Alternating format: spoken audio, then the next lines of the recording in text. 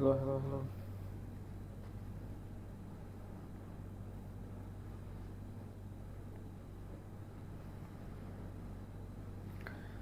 আসসালামু আলাইকুম প্রিয় এইচএসসি 26 ব্যাচের শিক্ষার্থীরা, তোমাদের সবাইকে স্বাগত জানাচ্ছি আজকের লাইভে।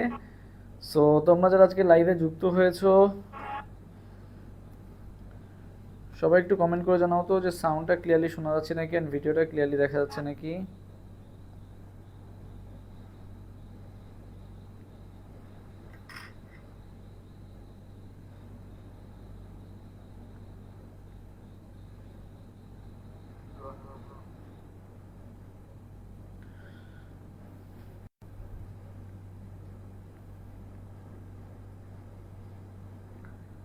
আসসালামু আলাইকুম প্রিয় এইচএসসি 26 ব্যাচের শিক্ষার্থীরা, তোমাদের সবাই ওকে, সবাই একটু কমেন্ট করে জানাও তো যে সাউন্ড ক্লিয়ারলি শোনা যাচ্ছে নাকি এন্ড ভিডিও ক্লিয়ারলি দেখা যাচ্ছে নাকি।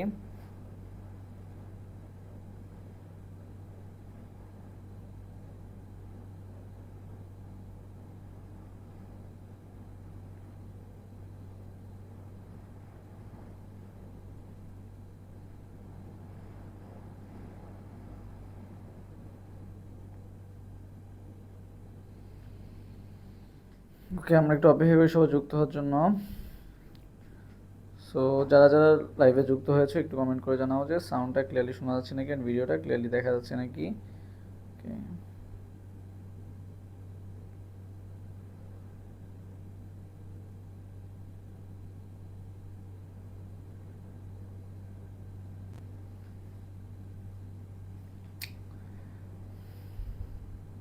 আমাদের 10টায় শুরু করার কথা ছিল, বাট তোমাদের রেসপন্স সবার কথা চিন্তা করে আমরা 11টায় শুরু করলাম। সো বেশিক্ষণ না, 1 ঘন্টার মতো ক্লাস হবে, সবাই ধৈর্য ধরে শেষ পর্যন্ত থাকবা।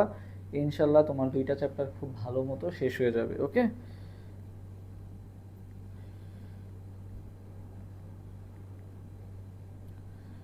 সবাই একটু লাইভটা শেয়ার করে দাও অ্যান্ড ফ্রেন্ডদেরকে একটু মেনশন করে দাও। আমরা আর 1 মিনিট অপেক্ষা করবো, তারপর ইনশাল্লাহ শুরু করে দিব আর কি। ওকে, 2 4 5।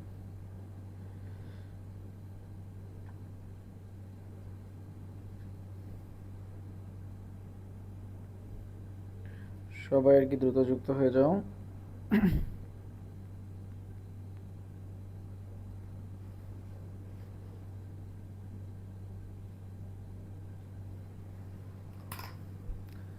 অ্যান্ড যারা যারা আজকের এই ক্লাসের পিডিএফটা চাচ্ছ, তারা আজকের এই লাইভটা শেয়ার করে দিয়ে পেজে স্ক্রিনশট দিবা তুমি যে শেয়ার করছো সেটার, তাহলে আর কি তোমার ইনবক্সে আজকের ক্লাসের এই পিডিএফটা চলে যাবে আর কি। ওকে, আমরা 30 সেকেন্ড অপেক্ষা করবো, তারপর ইনশাল্লাহ শুরু করে দিব।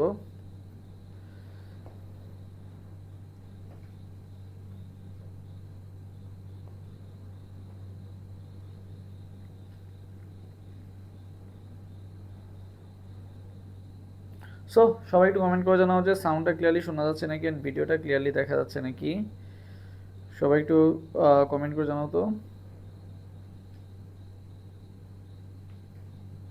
সবার পেজে স্ক্রিনশট দিও তুমি শেয়ার করছো।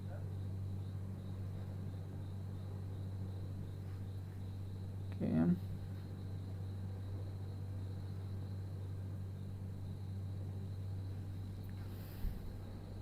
আর 20 সেকেন্ড, তারপরে শুরু করে দিব।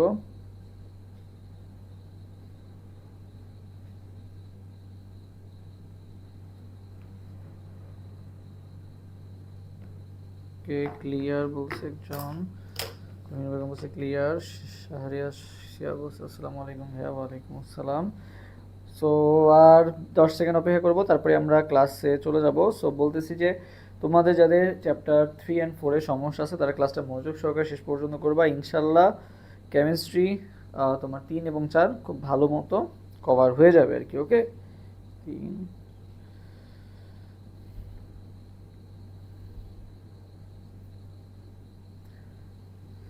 আর যাদের যাদের হচ্ছে আজকের এই ক্লাসটার পিডিএফটা লাগবে, ব্যাখ্যামূলক পিডিএফটা, তোমরা অবশ্যই ক্লাসটা শেয়ার করে দিবা এবং স্ক্রিনশট পেজে দিবা, তাহলে আর কি এই ক্লাসটার এই যে ব্যাখ্যামূলক যে পিডিএফটা আছে সেটা তোমার ইনবক্সে চলে যাবে আর কি। ওকে, এই যে তোমার ব্যাখ্যামূলক পিডিএফটা বা এটার অ্যান্সার সহ যে পিডিএফটা সেটা তোমার ইনবক্সে আর কি চলে যাবে, তুমি যদি দেখো। সো যারা যারা এখনও শেয়ার করো নাই দ্রুত শেয়ার করে দিও। তাহলে এই যে পিডিএফটা এটা পেয়ে যাবা। এখানে কিন্তু এই যে সমস্ত কোশ্চেন ব্যাখ্যা সহ সলভ তোমাকে দিয়ে দেওয়া হবে। টপ মোস্ট 55 বা 60 কোশ্চেন আছে এখানে। সো ইনশাল্লাহ অনেক ভালো মতো একটা প্রিপারেশন আশা করি হয়ে যাবে কোশ্চেনগুলো তুমি যদি ভালো মতো দেখে যাও সলভ সহ। সো আবারও বলতেছি, যারা যারা এখনও শেয়ার করো নাই শেয়ার করে দাও, অ্যান্ড শেয়ার করার পর কমেন্ট করা যাবে শেয়ার ডান। ওকে, তাহলেই হবে। ওকে, চলো আমরা তাহলে ক্লাসটা এখন শুরু করি। আর সবাই আর কি কোশ্চেনগুলোর উত্তর দেওয়ার চেষ্টা করবা। আচ্ছা সবাই বলছে আচ্ছা ভাই। ওকে, সো সবাই হচ্ছে 1 নাম্বার কোশ্চেন অ্যান্সার দিয়ে দাও। কি বলা হয়েছে 1 নাম্বার কোশ্চেনটা?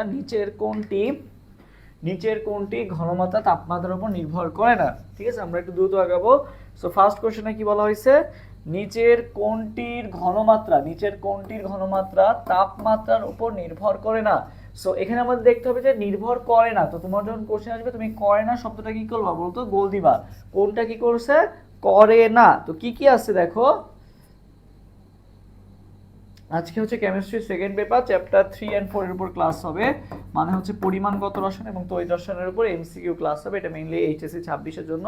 তবে যারা সেকেন্ড টাইম প্রিপারেশন নিচ্ছ তোমরাও এই ক্লাসটা করতে পারো। ইনশাআল্লাহ এখান থেকে অনেক হ্যান্ড ক্যালকুলেশন অনেক কিছুই জানতে পারবা। সো 1 নাম্বার কোশ্চেনটার উত্তর সবাই দিয়ে দাও। নিচের কোনটির ঘনমাত্রা তাপমাত্রার উপর নির্ভর করে না? কি কি আছে? মোলারিটি আছে, মোলালিটি আছে, নরমালিটি আছে, আর শতকরা দ্রবণ আছে। So share done. Okay, so 1 number কোশ্চেনের অ্যান্সার সবাই দ্রুত দিয়ে দাও। একের অ্যান্সারটা সবাই দ্রুত দিয়ে দাও। একের অ্যান্সারটা কি হবে বলো? 1 নাম্বার কোশ্চেনের অ্যান্সারটা সবাই দ্রুত দিয়ে দাও। দেখি সোহাগ চৌধুরী দীপ কে। সো একের অ্যান্সার কি হবে বলো বলো দ্রুত দ্রুত। 1 নাম্বার কোশ্চেনের অ্যান্সারটা সবাই দ্রুত কমেন্ট করে ফেলো। ওকে, এখনো আসে নাই কমেন্ট, দ্রুত দ্রুত।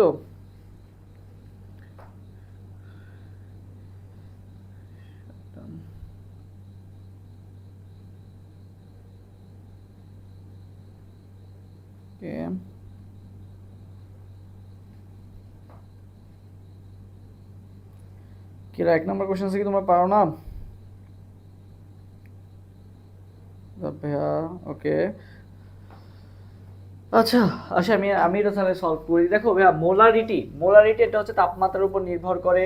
শতকরা দ্রবণও তাপমাত্রার উপর নির্ভর করে।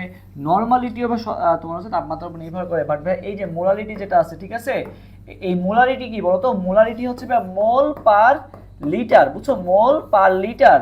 আর মোলালিটির একক কি বলতো? মোল পার কেজি। এটা হচ্ছে কিসের একক? এটা হচ্ছে মোলালিটির একক। কি ভাইয়া?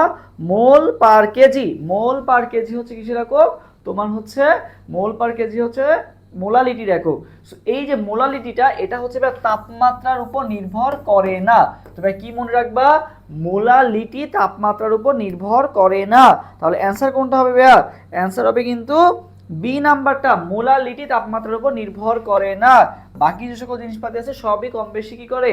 তোমার তাপমাত্রার উপর নির্ভর করে আর কি। ওকে, আচ্ছা এরপর আসি 2 নম্বর কোশ্চেনের অ্যান্সার দাও যে 250 ml ডেসিমোলার দ্রবণ তৈরিতে কি পরিমাণ দ্রব্য প্রয়োজন হয়? 250 ml ডেসিমোলার দ্রবণ তৈরিতে কি পরিমাণ দ্রব্য প্রয়োজন হয়? কি পরিমাণ দ্রব্য প্রয়োজন হয় মানে কিসের মান বের করতে হবে বলো তো? ডাব্লুর মান। তাহলে কিসের মান বের করতে হবে? দ্রব্য মানে কি বলো তো? ডাব্লু। সো তোমাকে কি কি দেওয়া আছে? 250 ml দেওয়া আছে, তার মানে এটা কিসের মান দেওয়া আছে? ভি এর মান দেওয়া আছে 250 ml। ডেসিমোলার দ্রবণ, ভাইয়া ডেসিমোলার মানে কি বলতো? 0.1 মোলারকে কি বলা হয়? ডেসিমোলার বলা হয়। সো তোমাকে কি পরিমাণ দ্রব্য জানতে চাইছে, ঠিক আছে? সো আমরা কি জানি বলতো? S ইকুয়াল টু কি? W ইন্টু 1000, ঠিক আছে? S ইকুয়াল টু কি? W into 1000 by M into V। এই ফর্মুলা তো আমরা সবাই জানি। S ইকুয়াল টু কি? W into 1000 by M into V। So তোমার এখান থেকে W বের করতে হবে। তাহলে W ইকুয়াল টু কি আসতেছে বলো তো? W ইকুয়াল টু কি আসতেছে? SMV ভাগ 1000, SMV ভাগ 1000। সো তুমি মানগুলা বসাই দিবে। এটা অ্যাডমিশনের ক্ষেত্রে দেখা গেছে ক্যালকুলেশন তুমি হাতেই করা যায়, বাট এক্ষেত্রে তোমাকে ক্যালকুলেটরে বসাই দিবা। ক্যালকুলেটর নিয়ে বসবো যে তোমার ক্যালকুলেটর এলাও। S এর মান কত দেওয়া আছে ভাই? 0.1। M এর মান কত দেওয়া আছে? এই যে M এর মান এই যে 106 দেওয়া আছে, এটা হচ্ছে M এর মান, ঠিক আছে? আণবিক ভর 106। V এর মান কত দেওয়া আছে ভাই? 250। ওকে, 250 আর নিচে কত 1000 দিয়ে ভাগ। তো দেখো এই 1000 রে তুমি যদি 250 দিয়ে ভাগ দাও তাহলে কত পাবা 4 পাবা। কত পাবা ভাইয়া 4 পাবা আর কি, বুঝছো। এবার 106 কে 4 দ্বারা কাটো, দেখো কত আসে 4 25 কত 100, 4 25 কত 100, এখানে কত আছে 106 আছে। 4 26 তাহলে কত হবে বলো তো, 4 25 যদি 100 হয় 4 26 কত হবে, আরেকটা 4 বেশি হবে, তার মানে 104 হবে। ঠিক আছে, তাহলে 26 দশমিক সামথিং কিছু একটা হবে। ঠিক আছে, 26 দশমিক সামথিং কিছু একটা হবে আর কি। সো এখানে দেখো কি আছে 26 পয়েন্ট কিছু একটা হবে, 26 পয়েন্ট কিছু একটা হবে। তাহলে 26 ইন্টু 0.1 করে দাও, তাহলে কি আসবে 2.6। তাহলে 2.6 অপশনে কোথায় আছে বলো তো, এই দেখো 2.56 আছে আর 2.65 আছে, দুইটাই কিন্তু অপশনে আছে। তো সেক্ষেত্রে আমাকে কি করতে হবে, এটা হচ্ছে অ্যাডমিশনের ক্ষেত্রে হচ্ছে এরকম ভাবে ক্যালকুলেশন করা যায়, বাট যেহেতু এটা ভাইয়া তোমার হচ্ছে ক্যালকুলেটরে করতে হবে, সেক্ষেত্রে আর কি তুমি জাস্ট মানটা বসাই দিলে খুব দ্রুত কিন্তু চলে আসবে। তারপর আমি ক্যালকুলেশনটা আরো সূক্ষ্মভাবে বের করে দিই। দেখো 106 ভাগ হচ্ছে কত 4, 106 ভাগ 4, এটা আমি তারপর ক্যালকুলেশনটা দেখাই দিই, হাত ক্যালকুলেশন কিভাবে করবা। দেখো 4 দুগুণা 8, 2 আসলো, 4 ছক কত 24, ঠিক আছে 4 ছক 24, কত আসছে 2 আসছে, দশমিক বসা একটা 0 আসবে, 4 5 20, তাহলে কত আসছে 26.5 আসছে। সাথে কত গুণ আছে 0.1 গুণ আছে, তাহলে 26.5 ইনটু 0.1, তাহলে এক ঘর আগে চলে আসবে, তাহলে কি আসবে 2.65 আসবে। তাহলে ভাই কি আসবে 2.65। তুমি কিন্তু এটা হাত ক্যালকুলেশনের মাধ্যমে করতে পারতেছো আর কি। ওকে, তার মানে অ্যানসার কোনটা হবে, অ্যানসার হবে কোনটা হবে 2.65 অ্যানসার। তাহলে 2 এর অ্যানসার কোনটা হবে সি নাম্বারটা। ওকে, আচ্ছা এরপর ভাই 3 নাম্বার কোশ্চেনটার অ্যানসার দাও। মিথাইল অরেঞ্জের বর্ণ পরিবর্তনের পিএইচ সীমা কত, মিথাইল অরেঞ্জের বর্ণ পরিবর্তনের পিএইচ সীমা কত। মিথাইল অরেঞ্জ তোমাকে আস্ক করছে, মিথাইল অরেঞ্জ, বুঝছো মিথাইল অরেঞ্জ। তবে অরেঞ্জ লিখতে কয়টা লেটার বলো তো, অরেঞ্জ লিখতে কয়টা লেটার সবাই। এরপরে 3 নাম্বার কোশ্চেন আনসার দাও। কেমিস্ট্রি ফার্স্ট পেপার আপনার কাছে ইনশাআল্লাহ এবারও কমন পাবা, সেকেন্ড পেপারে ইনশাআল্লাহ অনেক কমন পাবা, মনোযোগ দিয়ে ক্লাসটা করো, আশা করি কমন পাবা। এবার সেটা 3 নাম্বার কোশ্চেনটা কি বলা হয়েছে, মিথাইল অরেঞ্জের বর্ণ পরিবর্তনের পিএইচ সীমা কত। তবে অরেঞ্জ, অরেঞ্জ লিখতে কয়টা লেটার লাগে বলো তো, দন্তন্বয় জ। অরেঞ্জ দেখো এখানে অ র একটা দুই, মানে অ একটা লেটার র একটা লেটার, দুইটা হলো দন্তন্বয় জ, এটা মিলে একটা আমরা ধরতে পারি, অথবা দন্তন্বয় জকে অনেকে কি বলে দুইটা বলে। সো দেখো তুমি যদি কাউন্ট করো টোটাল 1 2 3, আবার যদি এটাকে দন্তন্বয় জকে তুমি 2 ধরো তাহলে কত আসে বলো তো 4 আসে আর কি। 1 2 দন্তন্বয় একটা জ একটা, তাহলে কয়টা আসে 4টা আসে। তাহলে ভাই কেউ বলে 3, কেউ বলে কি বলো তো 4, কেউ বলে 3, কেউ বলে কি বলো তো 4, কেউ বলে 3, কেউ বলে 4। ঠিক আছে, এটা মনে রাখবা যে অরেঞ্জ লিখতে ভাইয়া কেউ বলে 3টা লেটার আছে, কেউ বলে এখানে কয়টা লেটার আছে ভাইয়া 4টা লেটার আছে। তাহলে ভাই মিথাইল অরেঞ্জ কি হবে ভাইয়া 3 থেকে 4, মিথাইল অরেঞ্জ ভাই তাহলে কি হবে 3 থেকে 4 আর কি। ওকে, তাহলে মিথাইল অরেঞ্জ কি হবে ভাইয়া 3 থেকে 4, এভাবে মনে রাখবা যে অরেঞ্জ লিখতে 3টা লেটার অথবা 4টা লেটার, তাহলে 3 থেকে 4 আর কি। ওকে, আচ্ছা এরপরে নেক্সট কোশ্চেন আসি, কোন দ্রবণটি দীর্ঘদিন ধরে সঠিকভাবে সংরক্ষণ করা যায়। তো এবার কারা দীর্ঘদিন ধরে সঠিকভাবে সংরক্ষণ করা যায় ভাইয়া, প্রাইমারি স্ট্যান্ডার্ড পদার্থ যারা আছে, কাদেরকে এবার দীর্ঘদিন ধরে সংরক্ষণ করা যায়, প্রাইমারি স্ট্যান্ডার্ড পদার্থকে ভাইয়া দীর্ঘদিন ধরে সংরক্ষণ করা যায়। তাহলে সবাই 4 নাম্বার কোশ্চেনটার আনসার দিয়ে দাও যে কোন দ্রবণকে সঠিকভাবে সংরক্ষণ করা যায় বলো তো, প্রাইমারি স্ট্যান্ডার্ড পদার্থ। সো প্রাইমারি স্ট্যান্ডার্ড পদার্থকে চেনার উপায় কি বলো, সবাই কোশ্চেনের আনসার দাও তো, সবাই কোশ্চেনটার অ্যান্সার দাও। এরপরে দেখি 4 নাম্বার কোশ্চেনটার অ্যান্সার দাও,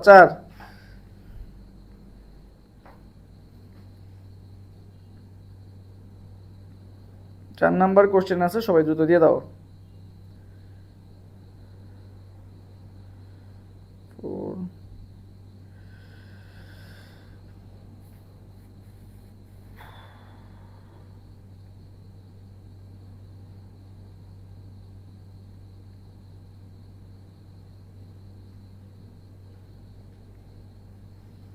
সি বলছো, ওকে আচ্ছা সি। আচ্ছা দেখো ভাইয়া মনে রাখবা যে প্রাইমারি স্ট্যান্ডার্ড পদার্থ চিনার উপায় হচ্ছে যাদের নামে কি থাকবে বলবো সি থাকবে। সি মানে যে কার্বন ব্যাপারটা এমন না, সি রিলেটেড যে কোনো কিছু থাকতে পারে, ক্রোমিয়ামও থাকতে পারে আর কি। ওকে, সো সি যদি থাকে সেটাকে আমরা কি বলবো ভাইয়া প্রাইমারি স্ট্যান্ডার্ড পদার্থ। তাহলে ভাইয়া প্রাইমারি স্ট্যান্ডার্ড পদার্থ চিনার উপায় কি ভাইয়া, নামে কি থাকবে বলো তো সি থাকবে। প্রাইমারি স্ট্যান্ডার্ড পদার্থ চিনার উপায় কি ভাইয়া, নামে সি থাকবে। তার মানে এইটা কি হবে, দীর্ঘদিন ধরে সঠিকভাবে সংরক্ষণ করা যাবে, রাসায়নিক নিক্তির কোনো ক্ষয় করবে না প্রাইমারি স্ট্যান্ডার্ড পদার্থ, এবং দীর্ঘদিন তুমি যদি রেখে দাও ঘনমাত্রা কি থাকবে, অপরিবর্তিত থাকবে। এই সবগুলাই হচ্ছে আমাদের প্রাইমারি স্ট্যান্ডার্ড পদার্থের বৈশিষ্ট্য আর কি। ওকে, এবং এদেরকে কি পাওয়া যায়, বিশুদ্ধ অবস্থায় পাওয়া যায় প্রাইমারি স্ট্যান্ডার্ড পদার্থকে। এরপর দেখো 5% সোডিয়াম কার্বনের দ্রবণের ঘনমাত্রা কত মোলার। তো ভাই এরকম পার্সেন্টেজে যে ম্যাথগুলো দেওয়া থাকবে সেগুলোর ঘনমাত্রা তোমাকে যদি বের করতে হয়, একটা শর্টকাট বলে দিচ্ছি, এই শর্টকাটটা মনে রাখবা। S ইকুয়াল টু কি ভাইয়া, 10x/m। S ইকুয়াল টু কি ভাইয়া, 10x/m। জৈব যৌগের উপর আমি একটা ক্লাস দিয়ে দিব হোয়াটসঅ্যাপে, ওই ক্লাসটা করবা তাইলেই হয়ে যাবে। মাত্র 2 ঘন্টার একটা ক্লাস, 1.5x এ করবা, আরো দ্রুত শেষ হয়ে যাবে আর কি। ওকে, সো জৈব রসায়নের জন্য ওই ক্লাসটাই এনাফ। আচ্ছা, সো বললাম S ইকুয়াল টু কি 10x/m, এটা হচ্ছে ফর্মুলা। S ইকুয়াল টু কি 10x/m, এটা হচ্ছে তোমার পার্সেন্টেজের ম্যাথ যেগুলো আছে সেগুলোর ক্ষেত্রে বসাবা। x টা কি ভাইয়া, যেই পার্সেন্টেজটা দেওয়া আছে সেটা হচ্ছে x এর মান, আর m কি ভাইয়া, আণবিক ভর। তো এবার 10 ইনটু x এর মান কত দেওয়া আছে এখানে, 5%, তার মানে কত, 5। আর সোডিয়াম কার্বনেটের ভাইয়া ভর কত, 106। সোডিয়াম কার্বনেটের ভর কত ভাইয়া, 106 আর কি। ওকে, হ্যাঁ সি থাকলে হবে, বাট HCl ব্যতিক্রম। হ্যাঁ কারেক্ট, ঠিক আছে, একটা মাত্র ব্যতিক্রম আছে কি, HCl। ওকে, প্রাইমারি স্ট্যান্ডার্ড পদার্থ কিন্তু সব সি, শুধুমাত্র HCl বাদে আর কি। ওকে, আচ্ছা, সো যেটা বললাম এরপর আসি, দেখো এখন কত আসছে, দেখো তো উপরে 50 আসতেছে আর নিচে কত আসতেছে, 106। 50/106। সো ভাই এটা করার জন্য কি তোমার ক্যালকুলেটর লাগবে? এটা করার জন্য কিন্তু কোনো ক্যালকুলেটর লাগবে না। দেখো এখানে কত আছে, 50, উপরে কত আছে ভাইয়া, 50, আর নিচে কত আছে ভাইয়া, 106। তবে তুমি 106 না ধরে এটাকে তুমি ভাই 100 ধরতে পারো তো, তাই না? তুমি 106 না ধরে এটাকে কত ধরলা, 100। তবে যদি তুমি এটাকে 100 ধরতা তাহলে কত আসতো বলো তো, 0.5 আসতো না। 50/100 মানে কত, হাফ। 50/100 মানে কত, হাফ, মানে কত, 0.5 আসতো। তাহলে ভাই কত আসতো, 0.5 আসতো। সো তুমি তো ভাই 100 না, 100 থেকেও বড় সংখ্যা 106 দ্বারা ভাগ করছো, মানে 100। সো যেহেতু তুমি 106 দ্বারা ভাগ করছো, তাহলে 0.5 এর থেকেও কি আসবে, একটু ছোট কোন একটা সংখ্যা আসবে। তোমরা 0.5 এর থেকে ছোট দেখো তো অপশনে কোনটা আছে, এই যে দেখো 0.5 এর থেকে অপশনে ছোট কিন্তু মাত্র একটাই আছে, 0.47। তার মানে অ্যানসার কোনটা হবে, 0.47। তার মানে ভাই অ্যানসার কোনটা হবে, 0.47। তাহলে 5 এর অ্যানসার কোনটা হবে ভাই, ডি নাম্বারটা, 0.47। 6 নাম্বার কোশ্চেনটার অ্যানসার দিয়ে দাও।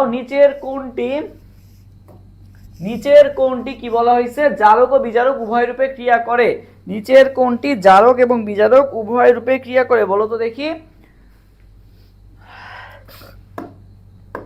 নিচের কোনটি জারক ও বিজারক উভয় রূপে ক্রিয়া করে, জারক এবং বিজারক। তবে জারক এবং বিজারক রূপে উভয় রূপে ক্রিয়া করে কি বলো তো, তোমরা অনেকেই মানে এটা অ্যানসার দিতে থাকো, বুঝছো। FeO কাজ করে, ঠিক আছে, FeO কাজ করে, তারপরে H2O2 কাজ করে, তারপরে SO2 পাবার কি, এরা সবাই কি করে বলো তো, জারক এবং বিজারক উভয় রূপে কাজ করে। সো তোমরা বলো দেখি 6 এর অ্যানসার কোনটা হবে। 6 এর অ্যানসার কমেন্ট করো তো, ABCD কমেন্ট না করে 2 এর নাকি 3 এর নাকি 4 এর, এটা একটু বলে দিলে তোমার বুঝতে সুবিধা হয় আর কি। ওকে, সো এর পরের কোশ্চেনটা সবাই অ্যানসার দাও। পরের কোশ্চেনের অ্যানসার সবাই দ্রুত দাও তো দেখি।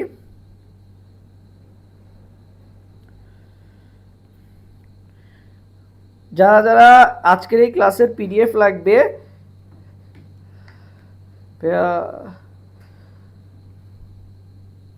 তারা এই ক্লাসটা শেয়ার করে আমাদের স্ক্রিনশট দিয়ে দিবা, তাহলে তোমাদেরকে দিয়ে দেওয়া হবে আর কি। ওকে, আচ্ছা, সো এর পরে কোশ্চেন অ্যানসার দাও।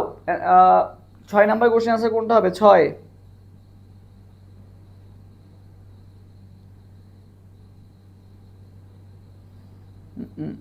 আচ্ছা, 6 অ্যানসার এ। আচ্ছা দেখো ভাইয়া, তোমরা অনেকেই 6 অ্যানসার এ কমেন্ট করবা, কারণ Fe3+ তোমাদের মনে হবে কি বলতো, জারক এবং বিজারক উভয় রূপে কাজ করে। ভাই Fe3+ না, Fe তোমার হচ্ছে কত বলতো, 2+। জারক এবং বিজারক উভয় রূপে ক্রিয়া করে কোনটা, Fe2+। Fe3+ কিন্তু না, এটা অনেকেই ভুল করবা। সো কোনটা হচ্ছে এখানে জারক এবং বিজারক রূপে কাজ করে ভাইয়া, Sn2+টা হচ্ছে জারক এবং বিজারক উভয় রূপে কাজ করে। তো Sn2+টা কি হইতে পারে বলতো, Sn2+টা Sn4+ হইতে পারে, দুইটা ইলেকট্রন ত্যাগ করে, আবার দুইটা ইলেকট্রন গ্রহণ করে কিসে পরিণত হতে পারে, Sn0 তে পরিণত হইতে পারে আর কি, ঠিক আছে। Sn2+, Sn4+ এও পরিণত হইতে পারে, Sn0 তেও পরিণত হইতে পারে, যেভাবে Fe2+, Fe3+ এ পরিণত হইতে পারে এবং জিরোতে পরিণত হতে পারে, অথচ বা শুধু এফিতে পরিণত হতে পারে। বাট এখানে দেখো এফি 3+ দেওয়া আছে, এফি 3+ তো হবে না, যদি এফি 2+ অপশনে থাকতো তাইলে হইতে পারতো আর কি। ওকে, তাহলে আমরা আরো একটা এক্সাম্পল মনে রাখলাম, এফি 2+ বা এফিও যেটাই বলো, আর এসএন 2+ হচ্ছে আরেকটা এক্সাম্পল। ঠিক আছে, এরা হচ্ছে এইগুলা হচ্ছে সব জারক এবং বিজারক উভয় রূপে ক্রিয়া করে। ওকে, আচ্ছা তাহলে 6 এর আনসার কোনটা হবে? বি নাম্বারটা। 7 নাম্বার, K4 এফিসিয়েন্সি জটিল যৌগে এফি এর জারণ মান কত? বলো, K4 এফিসিয়েন্সি জটিল যৌগে ফেরাসের জারণ মান কত? সো দেখো এটা কিভাবে করবো ভাই, K4 FeCN6, এখানে বলা হয়েছে Fe এর জারণ মান কত, Fe কে ভাই আমরা x ধরবো আর কি, বুঝছো? সো এবার আসি দেখো K4, তাহলে পটাশিয়াম কত? +1, তাই না? পটাশিয়াম যেহেতু একটা ইলেকট্রন ত্যাগ করে দেয়, জন্য পটাশিয়ামের কত? +1। পটাশিয়াম কয়টা আছে ভাই? 4টা আছে, তাহলে +4। Fe ভাই, Fe কে আমরা x ধরবো। আচ্ছা, সায়ানাইড, সায়ানাইডের ভাই মান কত হবে? -1, কয়টা আছে? 6টা আছে, তাহলে ইনটু 6। ওকে, তাহলে ভাই কত আসছে দেখো তো, 4 + x - 6। ঠিক আছে, তাহলে একবারে ডাইরেক্ট লিখে ফেলি, 4 + x - 6 = কি? 0। ওকে, তাহলে ভাই x এর মান কত আসতেছে দেখো তো, x এর মান কত আসতেছে? x এর মান আসতেছে ভাইয়া 4 থেকে -6 বাদ দাও, কত আসে? -2। এই পাশে গেলে কি হয়ে যাবে? +2। তাহলে x এর মান কত আসতেছে ভাইয়া? +2। x এর মান কত আসতেছে ভাইয়া? +2। তাহলে f এর জারণ মান কত আসবে এখানে? +2। তাহলে সাথে আনসার কোনটা হবে বলো তো?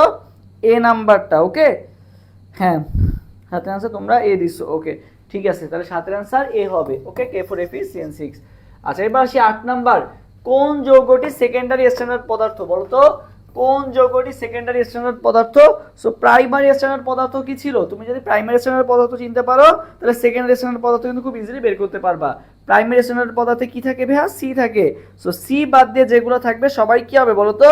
সেকেন্ডারি স্ট্যান্ডার্ড পদার্থ আর কি। ওকে, সি বাদ দিয়ে যেগুলো থাকবে সেগুলো সবগুলো কি হবে বলো তো? সেকেন্ডারি স্ট্যান্ডার্ড পদার্থ হবে আর কি। ওকে, হ্যাঁ, তাহলে এই কোশ্চেনের আনসার সবাই দ্রুত দিয়ে দাও।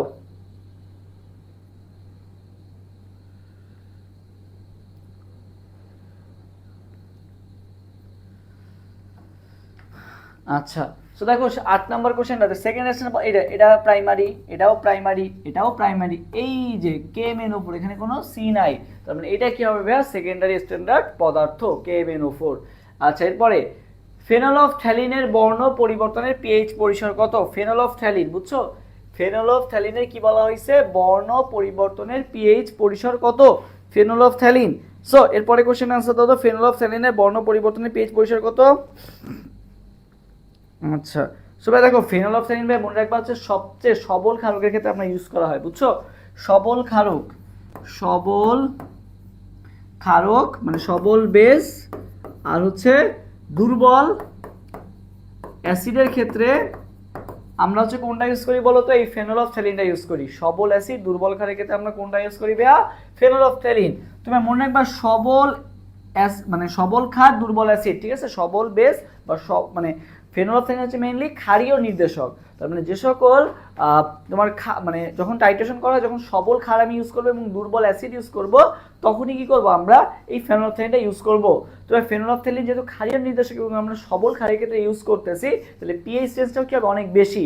7 অনেক বেশি হবে বলেই তো এটা সবল ক্ষারক হবে, তাই না? 7 থেকে যত বেশি হবে তাহলে সেটা কি হয়? সবল ক্ষারক। এবং 7 থেকে যত কমতে থাকে তত বেশি কি হইতে থাকে বলো তো? সবল অ্যাসিড হইতে থাকে। সো যেহেতু এটা সবল বেস এবং দুর্বল অ্যাসিডের ক্ষেত্রে আমরা ইউজ করি, তো সবল বেস মানে কত? মানে এটা বেসিক আর কি হবে বা বেসিক পিএইচ হবে। তো দেখো এখানে সবচেয়ে বেশি পিএইচ কোথায় দেওয়া আছে? এই যে 8.2 থেকে 10, এটা কিন্তু সবচেয়ে বেশি পিএইচ মান দেওয়া আছে। তার মানে ভাই কোনটা হবে? 8.2 থেকে 10, বুঝছো? ফেনলফথ্যালিন আমরা কার ক্ষেত্রে ইউজ করি? আচ্ছা, তোমরা এখানে শিখাই দিই, মনে রাখবা এই যে জিনিসটা, যে মনে করো কি কি কন্ডিশন আমাদের হইতে পারে। এই যে অ্যাসিড আর এই যে হচ্ছে বেস, কি হইতে পারে? অ্যাসিডও স্ট্রং, বেসও strong. Acid strong, base weak, ঠিক আছে? তারপর দেখো অ্যাসিড উইক, বেস স্ট্রং, অথবা কি হইতে পারে বলো তো? দুইটাই উইক হইতে পারে, তাই না? দুইটাই স্ট্রং অথবা দুইটাই উইক, নাহলে একটা স্ট্রং আর একটা উইক, নাহলে একটা উইক আর একটা স্ট্রং, এরকমই তো কন্ডিশন হইতে পারে, এর বাইরে তো আর হতে পারে না। তবে যখন দুইটাই স্ট্রং হবে তখন ভাই আমি অল কাইন্ড অফ নির্দেশক ইউজ করতে পারবো, আর যখন ভাই দুইটাই উইক হবে আমি কোনো নির্দেশক এই ক্ষেত্রে ইউজ করতে পারবো না আর কি। ওকে, আচ্ছা, এবার আসি ভাই অ্যাসিড স্ট্রং, বেস উইক। তো স্ট্রংটাকে অ্যাসিড, তাহলে আমাদের ভাই অ্যাসিডীয় নির্দেশক ইউজ করতে হবে। তবে অ্যাসিডীয় নির্দেশক কারা mainly? Methyl red, methyl orange. কোনটা ভাই? মিথাইল রেড আর মিথাইল অরেঞ্জ। আর ভাই যখন অ্যাসিড উইক বেস স্ট্রং তখন আমার কি স্ট্রংটাকে বেস, তাহলে আমার বেসিক নির্দেশক ইউজ করতে হবে। বেসিক নির্দেশকটাকে বলো তো ফেনলফথ্যালিন। কে ভাইয়া? ফেনলফথ্যালিন। তার মানে আমাকে ফেনলফথ্যালিনটা ইউজ করতে হবে। সো এখানে ওইটাই বলা হয়েছে, ওই যে ফেনলফথ্যালিন সেটার পরিসর তোমাকে জানতে চাওয়া হয়েছে, সেটার মান কত ভাইয়া?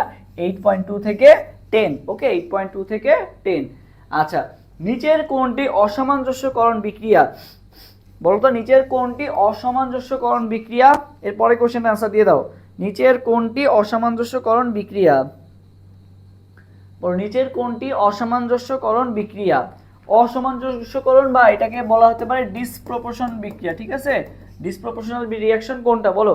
এরপরে কোশ্চেন অ্যান্সার দাও। তবে দেখো 10 নম্বরটা অসামঞ্জস্যকরণ বিক্রিয়া যেহেতু বলা হয়েছে, সো মনে রাখবা যদি একটা ভেঙে, বুঝছো, যদি একটা ভেঙে দুইটায় পরিণত হয় সেটাকে আমরা কি বলবো? অসামঞ্জস্যকরণ বিক্রিয়া। একটা ছিল বাম পাশে বা ডান পাশে, যে কি হয়ে গেছে উৎপাদে যে যদি দুইটা ভাগে ভাগ হয়ে যায় তখন সেটাকে আমরা কি বলবো? অসামঞ্জস্যকরণ বিক্রিয়া। সো দেখো তবে এখানে কি এরকম হয়েছে, ক্লোরিন ছিল একসাথে, এখানেও ক্লোরিন আছে আর কি, তো এটা হবে না। এখানে দেখো তবে ক্লোরিন এ পাশে ছিল, ক্লোরিন এ পাশে একটাই আছে আর কি। Okay fine. এ পাশে দেখো ক্লোরিন দুইটা একসাথে ছিল, এই পাশে যে দেখো কি হয়ে গেছে, দুইটা ভাগে কি হয়ে গেছে? ভাগ হয়ে গেছে। এপাশে ক্লোরিনটা ভাগ ভাগ আকারে ছিল, এপাশেও ভাগ ভাগ আকারেই আছে। সো কি বলছিলাম, একটা ভেঙে যদি দুইটাই পরিণত হয়, দেখো তো এখানে একটা ভেঙে একসাথে ছিল, সেটা ভেঙে বা দুইটাই পরিণত হয়েছে, সেটাকে আমরা কি বলবো? অসামঞ্জস্যকরণ বিক্রিয়া। আর সামঞ্জস্যকরণ বিক্রিয়া কি হবে? দুইটা মিলে যদি একটাই পরিণত হইতো সেটাকে আমরা কি বলবো?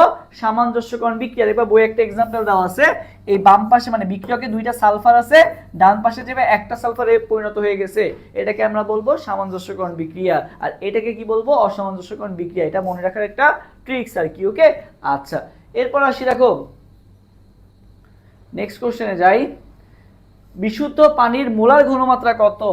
বিশুদ্ধ পানি, বুঝছো, বিশুদ্ধ পানির মোলার ঘনমাত্রা কত? মনে রাখবে 5 আমরা হচ্ছে 5 টাকা দিয়ে কি করে খাই বলো তো? এক গ্লাস পানি কিনে খাই। তাহলে ভাই মনে রাখবা 55.5। এটা কি তড়িৎ রসায়ন অধ্যায়? না, এটা পরিমাণগত রসায়ন অধ্যায়। ঠিক আছে, পরিমাণগত রসায়ন, এরপরে তড়িৎ রসায়ন পড়াবো আর কি। ওকে, সো 55.5 এটা হচ্ছে কি? এটা হচ্ছে বিশুদ্ধ পানির ঘনমাত্রা 55.5 আর কি। ওকে, বিশুদ্ধ পানির ঘনমাত্রা কত? 55.5। তার মানে অ্যান্সার কোনটা হবে?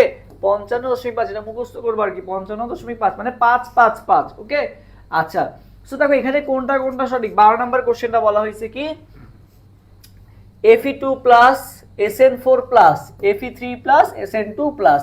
তো দেখো তবে Fe2 প্লাস থেকে কি হয়েছে? Fe3 plus. আর SN4 প্লাস থেকে কি হয়েছে বলো তো? SN2 plus. তবে Fe2 প্লাস থেকে Fe3 প্লাস হইতে গেলে কি করতে হয় বলো তো? ইলেকট্রন ছাড়তে হয়। তার মানে ভাই Fe2 প্লাস কি হয়েছে? ইলেকট্রন ছাড়ছে, তাই জন্য তো Fe3 প্লাসে পরিণত হয়েছে। তার মানে ভাই কি হয়েছে? Fe2 প্লাস জারিত হয়েছে, কিন্তু Fe2 প্লাস Fe3 প্লাসে হয়েছে, তার মানে কি হয়েছে? Fe2 প্লাস বা জারিত হয়েছে। তার মানে এক নাম্বার অপশনটা আমার ঠিক আছে আর কি। ওকে, আচ্ছা আর Sn এর ক্ষেত্রে কি ঘটছে দেখো তো? উল্টা ঘটছে না? Sn4 প্লাস কি করছে? দুইটা ইলেকট্রন গ্রহণ করে Sn2 প্লাসে পরিণত হয়েছে। ঠিক আছে, তাহলে Sn4 প্লাস দুইটা ইলেকট্রন গ্রহণ করে কিসে পরিণত হয়েছে? Sn2 প্লাসে পরিণত হয়েছে আর কি। ওকে, আচ্ছা এবার দেখো Fe3 প্লাস একটা ইলেকট্রন গ্রহণ করছে। হ্যাঁ, Fe3 প্লাস একটা ইলেকট্রন গ্রহণ করছে, তাই না? Fe2 প্লাস একটা ইলেকট্রন ত্যাগ করছিল, আর Fe3 প্লাস কি করছিল? একটা ইলেকট্রন গ্রহণ করছিল, তাই না? সো Fe3 প্লাস একটা ইলেকট্রন গ্রহণ করছে, এটাও ঠিক আছে আর কি, বুঝছো?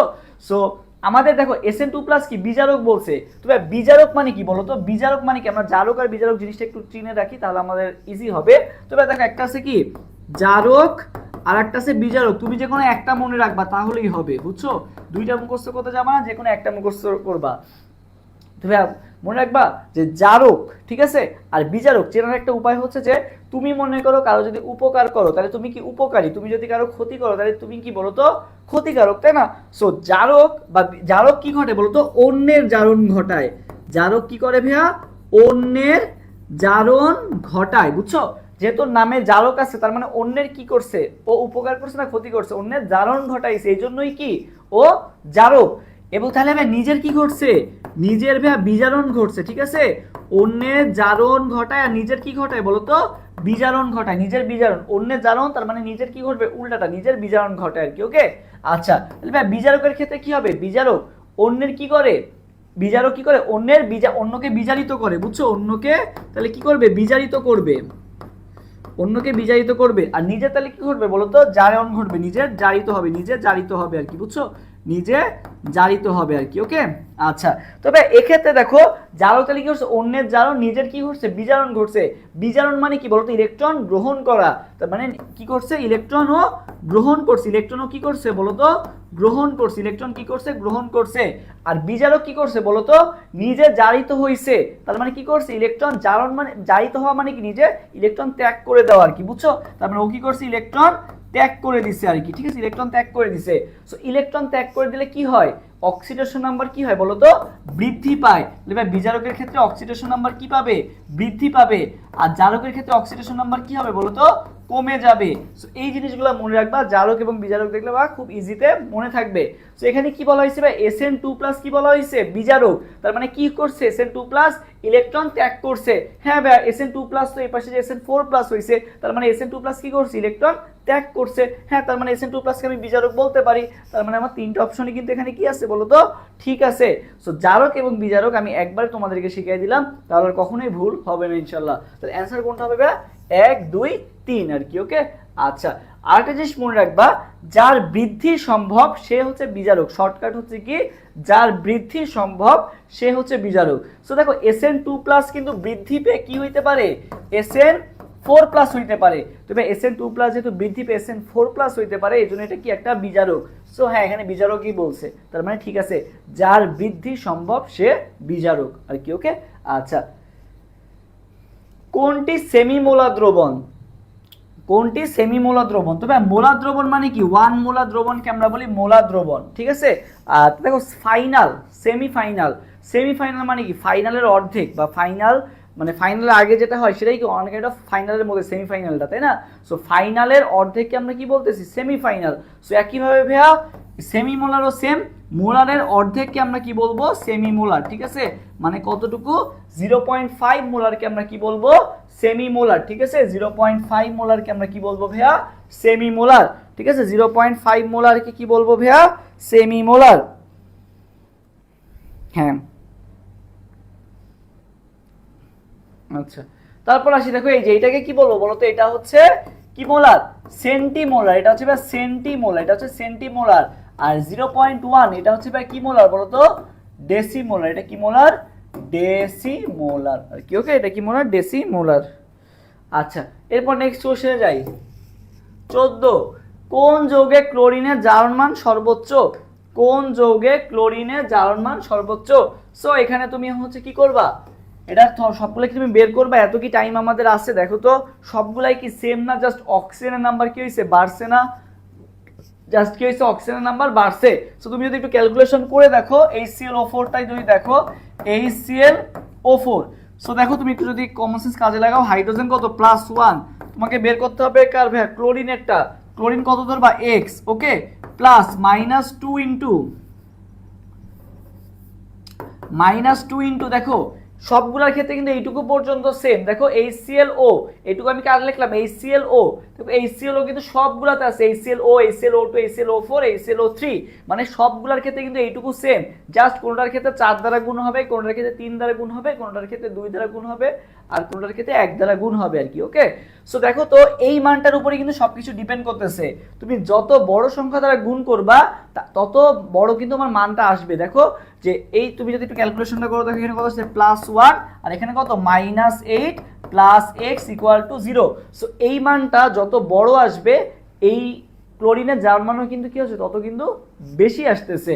সো আমাদের ক্ষেত্রে মনে রাখতে হবে যে অক্সিজেনের নাম্বার যত বাড়বে, ক্লোরিনেরও কি হবে, তোমার জারণ মানটাও কি হবে, বাড়বে আর কি, এটা শর্টকাট মনে রাখবা। সো দেখো তো কত আসতেছে, -7 + x = 0, x এর মান তাহলে ওপাশে গেলে কত হয়ে যাবে, +7 হয়ে যাবে। ওকে, x এর মান তাহলে কত হয়ে যাবে, +7। তাহলে অ্যানসার কোনটা হবে, HClO4। বাকিগুলো করে দেখো এর থেকে কম আসবে আর কি। ওকে, সো আমাদের অ্যানসার কোনটা হবে, HClO4। ওকে, HClO4, ক্লোরিনের জারণ মান সর্বোচ্চ কোনটা, HClO4 এর ক্ষেত্রে। একটি অক্সিজেন পরমাণুর ভর কত? একটি অক্সিজেন পরমাণুর ভর কত? একটি অক্সিজেন পরমাণুর ভর কত? এর পরে কোশ্চেনটা আনসার দাও তো। একটি অক্সিজেন পরমাণুর ভর কত বলো? ওকে, আচ্ছা দেখো,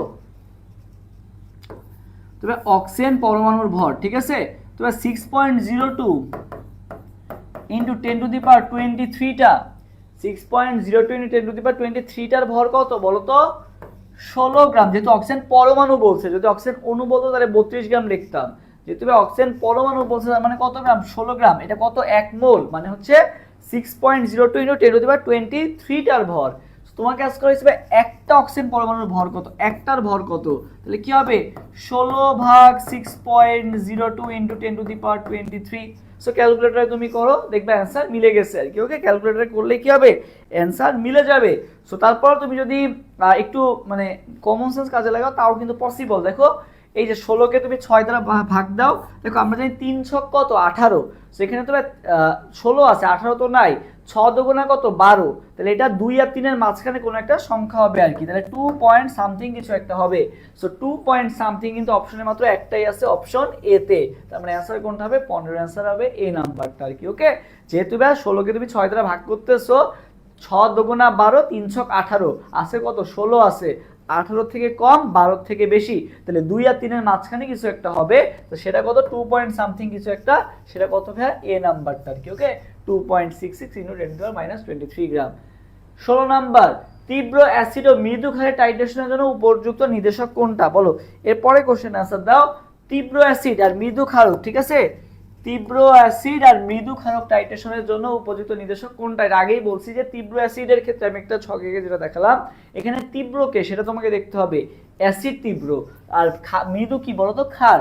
তীব্র অ্যাসিড হলে কি বলছিলাম? দুইটা, মিথাইল রেড আর মিথাইল অরেঞ্জ। সো এখানে কোনটা আছে অপশনে? ভাই মিথাইল অরেঞ্জটা আছে, তার মানে কি হবে ভাই? মিথাইল অরেঞ্জ আর কি অ্যান্সার। ওকে, 16 অ্যান্সার হবে ডি নাম্বারটা। 17, CaOCl ইনটু Cl এ ক্লোরিনের অক্সিডেশন নাম্বার কত? এই কোশ্চেনটা অনেকবার আসছে, তোমার এটা মুখস্থ করলে বেটার, আর তুমি যদি করে বের করতে চাও সেটাও সম্ভব আর কি। সো দেখো ভাই CaOCl ইনটু Cl এ ক্লোরিনের যার মান কত? সেখানে কিন্তু ভাই দুইটা Cl আছে আর কি, বুঝছো? তো ফার্স্টে হচ্ছে আমরা এই Cl টা বের করি আর কি। ওকে, এই Cl টা বের করব ফার্স্টে, এটাকে x ধরে নিব। তো ক্যালসিয়াম কত ভাই? +2, OCl কত ভাই? -1 plus x equal to 0।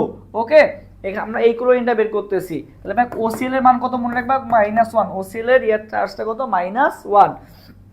So এখান থেকে ক্যালকুলেশন করো, x এর মান কত পাবা বলো তো? +2 থেকে -1 গেলে কত থাকে? +1, ওই পাশে গেলে কি হয়ে যাবে? -1 হয়ে যাবে আর কি। ওকে, তাহলে এই একটা গেল।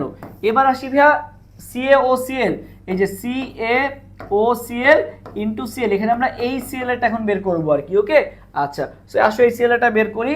তো ক্যালসিয়াম কত ভাইয়া? +2। এরপর ভাই আসি অক্সিজেন, অক্সিজেন কত ভাই? -2। এই ক্লোরিনটা তো আমরা বের করব, তাহলে এখানে আমরা x লিখলাম, আর এই ক্লোরিনটা কত আছে বের করলাম? -1 বের করলাম আর কি। ওকে, আচ্ছা আচ্ছা, এখান থেকে ক্যালকুলেশন করো, তাহলে কত আসছে দেখো তো।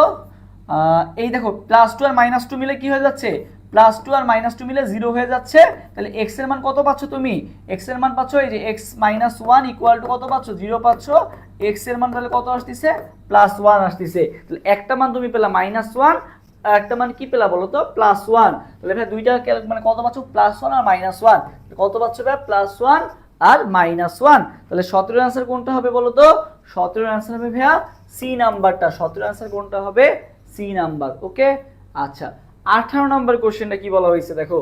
0.005 মোলার H2SO4 দ্রবণের pH কত? সো দেখো এখানে হাইড্রোজেন কয়টা আছে? দুইটা আছে। তার মানে তোমার কাছে কি হবে? যেই ঘনমাত্রা দেয়া থাকবে সেটাকে তুমি 2 দ্বারা গুণ করবে আর কি। সো দেখো 0.005 ইনটু 2। সো তুমি যখন 0.005 কে 2 দ্বারা গুণ করবা, এক ঘর আগে চলে আসবে আর কি, শূন্য একটা কমে যাবে, 0.01 হয়ে যাবে আর কি। ঠিক আছে, 0.01, 0.005 ইনটু 2 মানে কত ভাই? 0.01 আর কি। কি করবা? একটা শূন্য কমাই দিবা আর তারপরে 1 লিখে দিবা আর কি। ওকে, এটা হচ্ছে 0.01। তো ভাই দেখো এটার কি জানতে চাইছে? pH। তো একটা শর্টকাট মনে রাখবা, দশমিকের পর যে তোমার 1 আসে সেটাই কি হবে? তার pH। এটা কি তোমার ঘনমাত্রা না? ঘনমাত্রা যদি ভাই দশমিকের পর 1 এ দেওয়া থাকে, সো যেই কয় নাম্বার ঘরে 1 আছে সেটাই হবে তার pH। 1 2 2 নাম্বার ঘরে আছে ভাই 1টা, তার মানে ভাই পিএইচ কত হবে 2 হবে। পিএইচ কত হবে ভাইয়া 2 হবে। তাহলে 18 এর आंसर কোনটা হবে ভাইয়া ডি নাম্বারটা। পিএইচ কত ভাইয়া 2, পিএইচ কত হবে ভাইয়া 2, পিএইচ কত হবে 2। 18 आंसर তোমরা দিছো, হ্যাঁ 18 आंसर কি হবে 2 হবে। আরেকবার বলি দেখো, H2SO4 আছে, এটার ঘনমাত্রাটাকে বের করি, যেহেতু এখানে 2 আছে H2 মানে H2SO4 এর হাইড্রোজেন 2টা আছে, তাহলে এখানে আমার 2 দ্বারা গুণ করতে হবে ঘনমাত্রাটাকে। সো গুণ করার পর আমি কত পেলাম 0.01, এটা হচ্ছে ঘনমাত্রা। এখন পিএইচ বের করতে হবে। সো যখন ঘনমাত্রাটা পয়েন্টে দশমিকের পর 1 এ আসবে, সো যেই কয় নাম্বার ঘরে 1 থাকবে সেটাই হবে তার পিএইচ। যেহেতু এটা 2 নাম্বার ঘরে 1 আছে, তার মানে পিএইচ কত হবে ভাইয়া পিএইচ হবে তাহলে 2। পিএইচ কত হবে ভাইয়া 2 হবে। ওকে, আচ্ছা 18 आंसर ডি নাম্বারটা। 19 পিএইচ সম্পর্কে নিচের কোন তথ্যটি সঠিক, বলো পিএইচ সম্পর্কে নিচের কোন তথ্যটি সঠিক। 19 নম্বর কোশ্চেনের आंसर দাও তো এরপরে।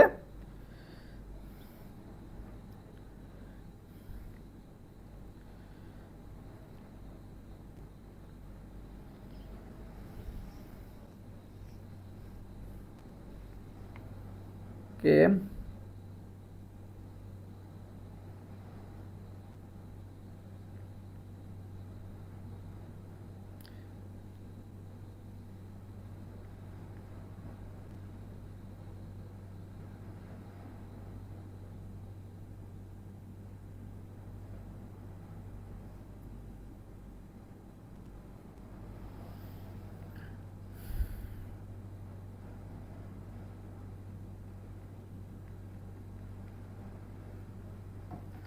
ওকে 19 এর এ বলছো। আচ্ছা দেখি কি বলা হয়েছে কোনটা সঠিক।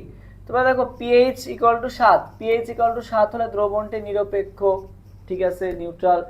আচ্ছা পিএইচ এর মান বলছে কি 7 এর থেকে বেশি, 7 এর থেকে বেশি মানে সেটা কি বোঝায় ক্ষারীয় বোঝায়, এখানে দাও অম্লীয়, এটাও হবে না।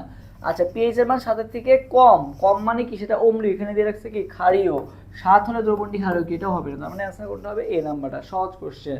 20 নাম্বার 0.44 গ্রাম কার্বন ডাই অক্সাইড গ্যাসে কার্বন ডাই অক্সাইড থাকে কত মোল আর কি, ঠিক আছে কত মোল।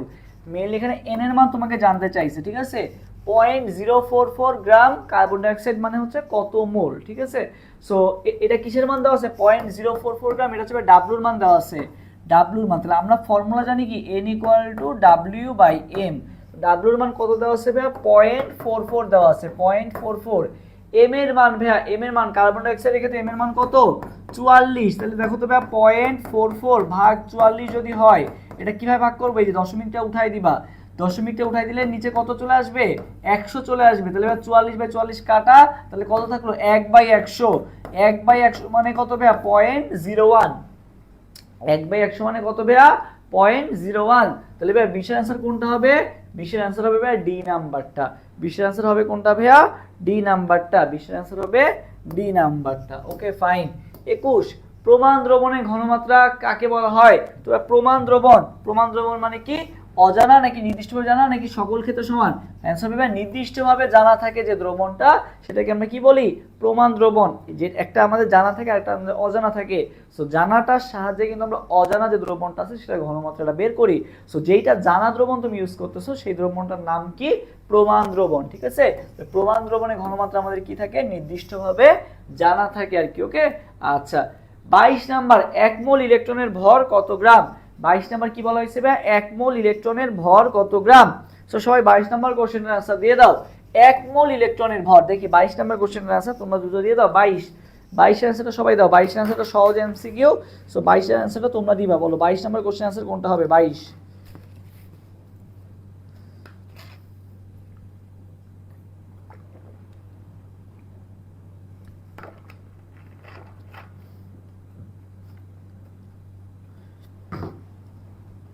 22 নাম্বার কোশ্চেনের आंसर দাও তো 22।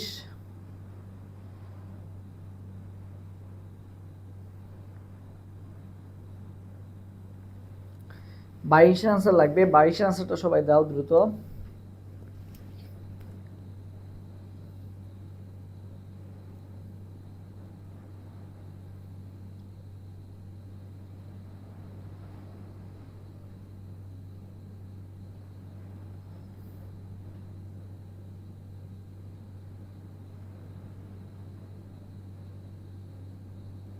21 সি। ওকে 22 দাও, 22 দ্রুত দ্রুত।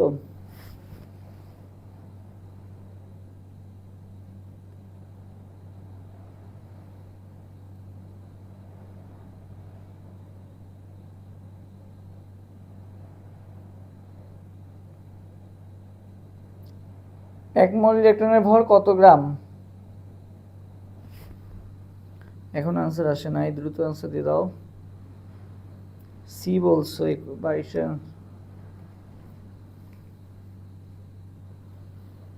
আচ্ছা দেখো 22 আনসার, অনেকে বলবা কি 9.1, ঠিক আছে, অনেকে কি বলবা 9.1 ইন্টু 10 টু দি পাওয়ার -28 গ্রাম, ওইটা অনেকে বলবা 22 আনসার, ঠিক আছে। বাট দেখো 22 আনসার কি বলা হয়েছে, একটা ইলেকট্রন না, কিন্তু এটা কি বলা হয়েছে, 1 মোল ইলেকট্রনের ভর। তবে একটা ইলেকট্রনের ভর হচ্ছে 9.1 ইন্টু 10 টু দি পাওয়ার -28 গ্রাম, এটা হচ্ছে একটা ইলেকট্রনের ভর। তোমাকে বলা হয়েছে ভাই 1 মোল ইলেকট্রনের ভর, ঠিক আছে।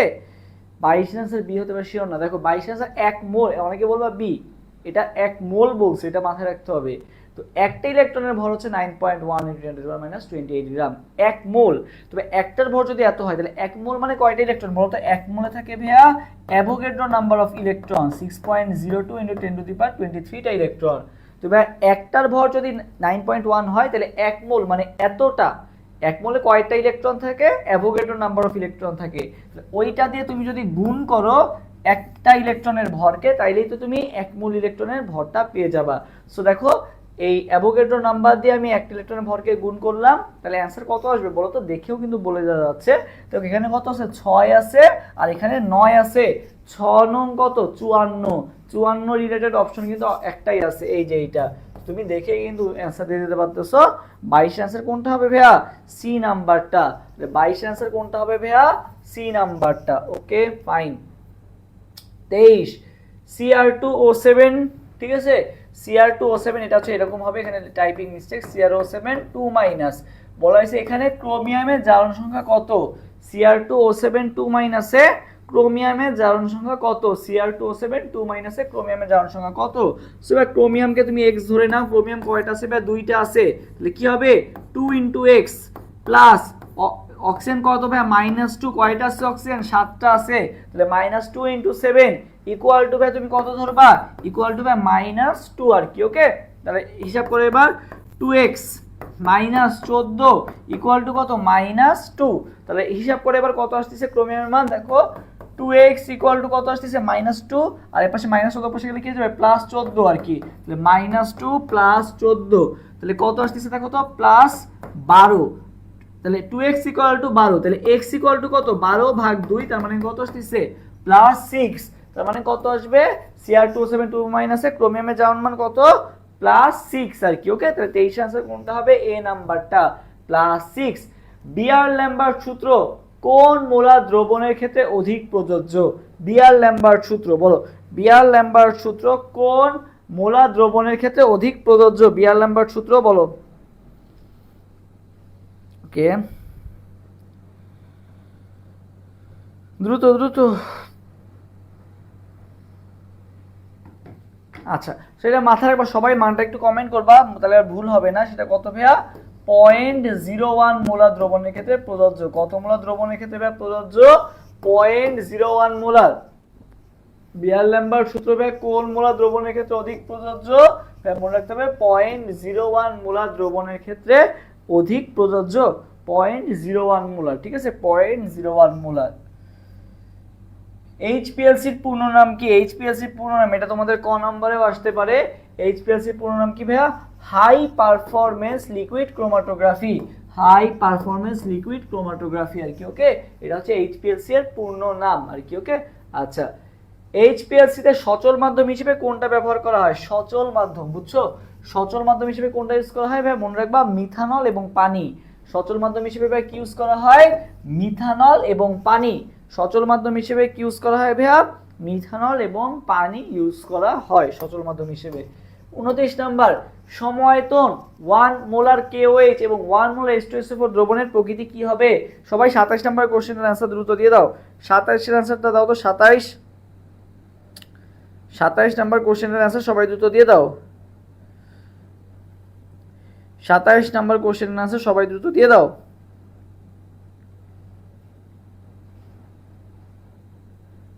হ্যাঁ 27 নম্বর কোশ্চেনের আনসার সবাই দ্রুত দিয়ে দাও। 27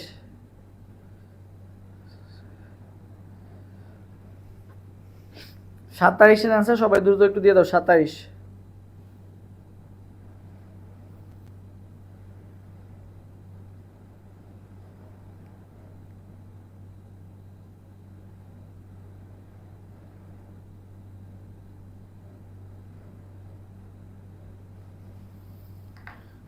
আচ্ছা দেখি, দেখো ভাই কি বলা হয়েছে, সময়ায়তনিক কি আছে 0.1 এম কে, মানে 1 মোলার কেওএইচ আর 1 মোলার H2SO4 দুইটারই কি আছে, ঘনমাত্রাও কি আছে সেম আছে, আয়তনও কি আছে সেম আছে আর কি। ওকে আচ্ছা, সো দেখো ফর এক্সাম্পল মনে করো এই কেওএইচ যেটা আছে এটা 1 মোলার, এটাও কয় মোলার, H2SO4 কয় মোলার আছে বলো তো, 1 মোলার আছে, বাট OH দিবে কয়টা, মনে করো OH দিবে একটা, মানে এ মনে করো 1 মোলার যেহেতু আছে এ 100টা OH দিল, কয়টা OH দিল, 100টা OH দিবে, বুঝছো। আর এ কয়টা দিবে দেখো তো, ফর এক্সাম্পল এ দেখো H2 আকারে আছে, তাহলে এও ঘনমাত্রা 1 মোলার, এরও ঘনমাত্রা 1 মোলার, তো এ যদি 1 মোলার ঘনমাত্রা 100টা OH দেয় তাহলে এ কয়টা দিবে বলো তো, এই যদি হাইড্রোজেন দুইটা করে আছে, কয়টা আছে, দুইটা করে আছে, তাহলে এ কয়টা দিবে বলো তো, তখন ডাবল দিবে না, ডাবল দিবে না, 1 মোলারে এর যেহেতু ডাবল করে দিবে তাহলে কয়টা দিবে, 200টা H প্লাস দিবে, বুঝছো, কয়টা H প্লাস দিবে, 200টা H প্লাস দিবে। কি বললাম ভাইয়া, দুইটারই ঘনমাত্রা সেম, দুইটারই আয়তন সেম, বাট এ ভাইয়া একটা ওয়েজ যেহেতু আছে এ একটা ওয়েজ দিবে, আর এ কয়টা দিবে ভাইয়া, দুইটা করে দিবে, মানে ডাবল আকারে দিবে। সো এইখান থেকে ভাইয়া তুমি 200টা H প্লাস পেলা, আর এখান থেকে তুমি মাত্র 100টা OH মাইনাস পেলা আর কি, সেম ঘনমাত্রা সেম হচ্ছে কি আয়তন। সো এখন যখন এটা আসবে তো কার মানে পরিমাণটা বেশি হচ্ছে দেখো তো, এই 100টা OH এখান থেকে 100টা H প্লাসের সাথে রিঅ্যাকশন করবে, OH তো এরপর শেষ হয়ে যাবে, বাট H প্লাস কিন্তু এখনো 100টা স্টিল কি হয়ে যাবে, থেকে যাবে আর কি। সো দ্রবণের যে প্রকৃতিটা সেটা কিরকম হবে বলো তো, তখন অম্লীয় অবস্থায় থাকবে, যেহেতু H প্লাসটা রয়ে যাবে আর কি, বুঝছো, H প্লাস যেহেতু ডাবল ডাবল আকারে দিচ্ছে এই জন্য H প্লাসটা থেকে যাবে, এই জন্য দ্রবণটা কেমন হবে, অম্লীয় হবে আর কি, বুঝছো। আচ্ছা, ক্যালোমেলের সংকেত কোনটা, ঠিক আছে, সো এই আর কি আমাদের মোটামুটি 3 অধ্যায় ছিল, এখন আমরা 4 অধ্যায়ে ঢুকে যাচ্ছি। সো ক্যালোমেলের সংকেত কোনটা, ক্যালোমেল, ঠিক আছে, ক্যালোমেলের সংকেত কি Hg2Cl2 নাকি HgCl2 বলো তো দেখি। ক্যালোমেল মানে কি বলো তো, কালো, কালো মানে কি মার্কার, মার্কার এই যে আমরা বোর্ডে লিখি না কালো মার্কার দিয়ে, তো মার্কারই থাকবে আর কি। সো মার্কারির সংকেতটা কি Hg2Cl2, ক্যালোমেলের সংকেত কি ভাইয়া Hg2Cl2, এটা হচ্ছে ভাই ক্যালোমেলের সংকেত Hg2Cl2, Hg2Cl2। কোনটি জারণ বিজারণ অর্ধকোষ, এর পরে কোশ্চেন আনসার দাও যে কোনটি জারণ বিজারণ অর্ধকোষ, বলো জারণ বিজারণ অর্ধকোষ কোনটা, জারণ বিজারণ অর্ধকোষ মানে কোথায় জারণ বিজারণ বিক্রিয়া ঘটতেছে। সো দেখো তো এই যে ক্লোরিন 2 মাইনাস থেকে ক্লোরিন 2 থেকে ক্লোরিন মাইনাস হলো, এটা দেখে তোমাদের কি মনে হতে পারে যেখানে তো জারণ বিজারণ ঘটছে, বাট না, এটা হচ্ছে ভাই গ্যাসীয়, যেহেতু এটা হচ্ছে ভাই গ্যাস অর্ধকোষ বলা হয়, এটাকে কি বলা হয় ভাইয়া, গ্যাস অর্ধকোষ বলা হয় আর কি, ঠিক আছে। জারণ বিজারণ অর্ধকোষ কোনটা ভাইয়া, দেখো এই যে এখানে একটা আছে Fe2 প্লাস থেকে Fe3 প্লাস হইছে, এইটা হবে ভাইয়া কি জারণ বিজারণ অর্ধকোষ, Fe2 প্লাস থেকে Fe3 প্লাস, এটা হচ্ছে ভাই জারণ বিজারণ অর্ধকোষ।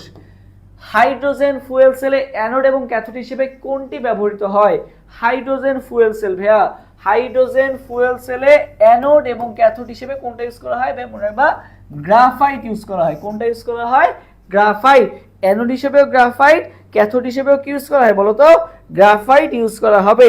ওকে, হাইড্রোজেন ফুয়েল সেলে কি ইউজ করা হবে, অ্যানোড এবং ক্যাথোড দুইটা হিসেবে কাকে ইউজ করব আমরা, গ্রাফাইটকে ইউজ করব। 31 নম্বর কোশ্চেন, তড়িৎ বিশ্লেষণ কালে কোন আয়নটি প্রথমে চার্জ মুক্ত হবে। সো এটা মনে রাখার একটা ট্রিক্স হচ্ছে ভাই, নাসা আমার সাথে সাথে সবাই একটু কমেন্ট করে ফেলো, নাসা কবে আইলো হাই, ঠিক আছে, এটা হচ্ছে অ্যানায়নের ক্ষেত্রে। সো কে আগে চার্জ মুক্ত হবে, এটা হচ্ছে ক্যাটায়নের ক্ষেত্রে একটা আলাদা আছে, অ্যানায়নের ক্ষেত্রে আরেকটা আছে। সো ক্যাটায়ন তো অনেক, ক্যাটায়নটা আমরা পরে শিখবো, এখন আপাতত অ্যানায়ন যেহেতু আসে অ্যানায়নটা শিখি।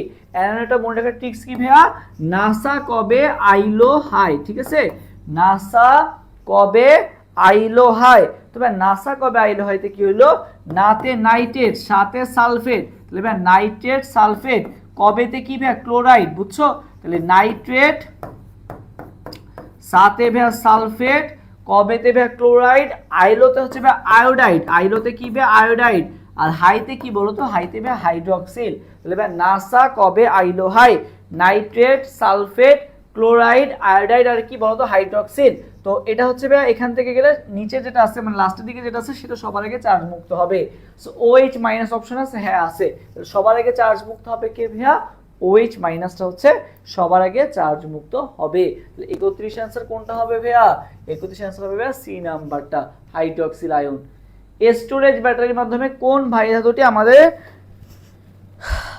স্টোরেজের মাধ্যমে কোন ভারী ধাতুটি খাদ্য সিগন্যালে প্রবেশ করে? তো আমরা তো সবাই শুনছি যে lead acid storage battery, lead acid storage battery. তার মানে ভাই কোনটা যাবে? কোন ভারী ধাতু লেড স্টোরেজ ব্যাটারি মানে কোনটা স্টোরেজ ব্যাটারির মাধ্যমে আমাদের প্রবেশ করতেছে ভাইয়া? লেড প্রবেশ করতেছে, এর নাম কি বলা হয়? Lead acid storage battery.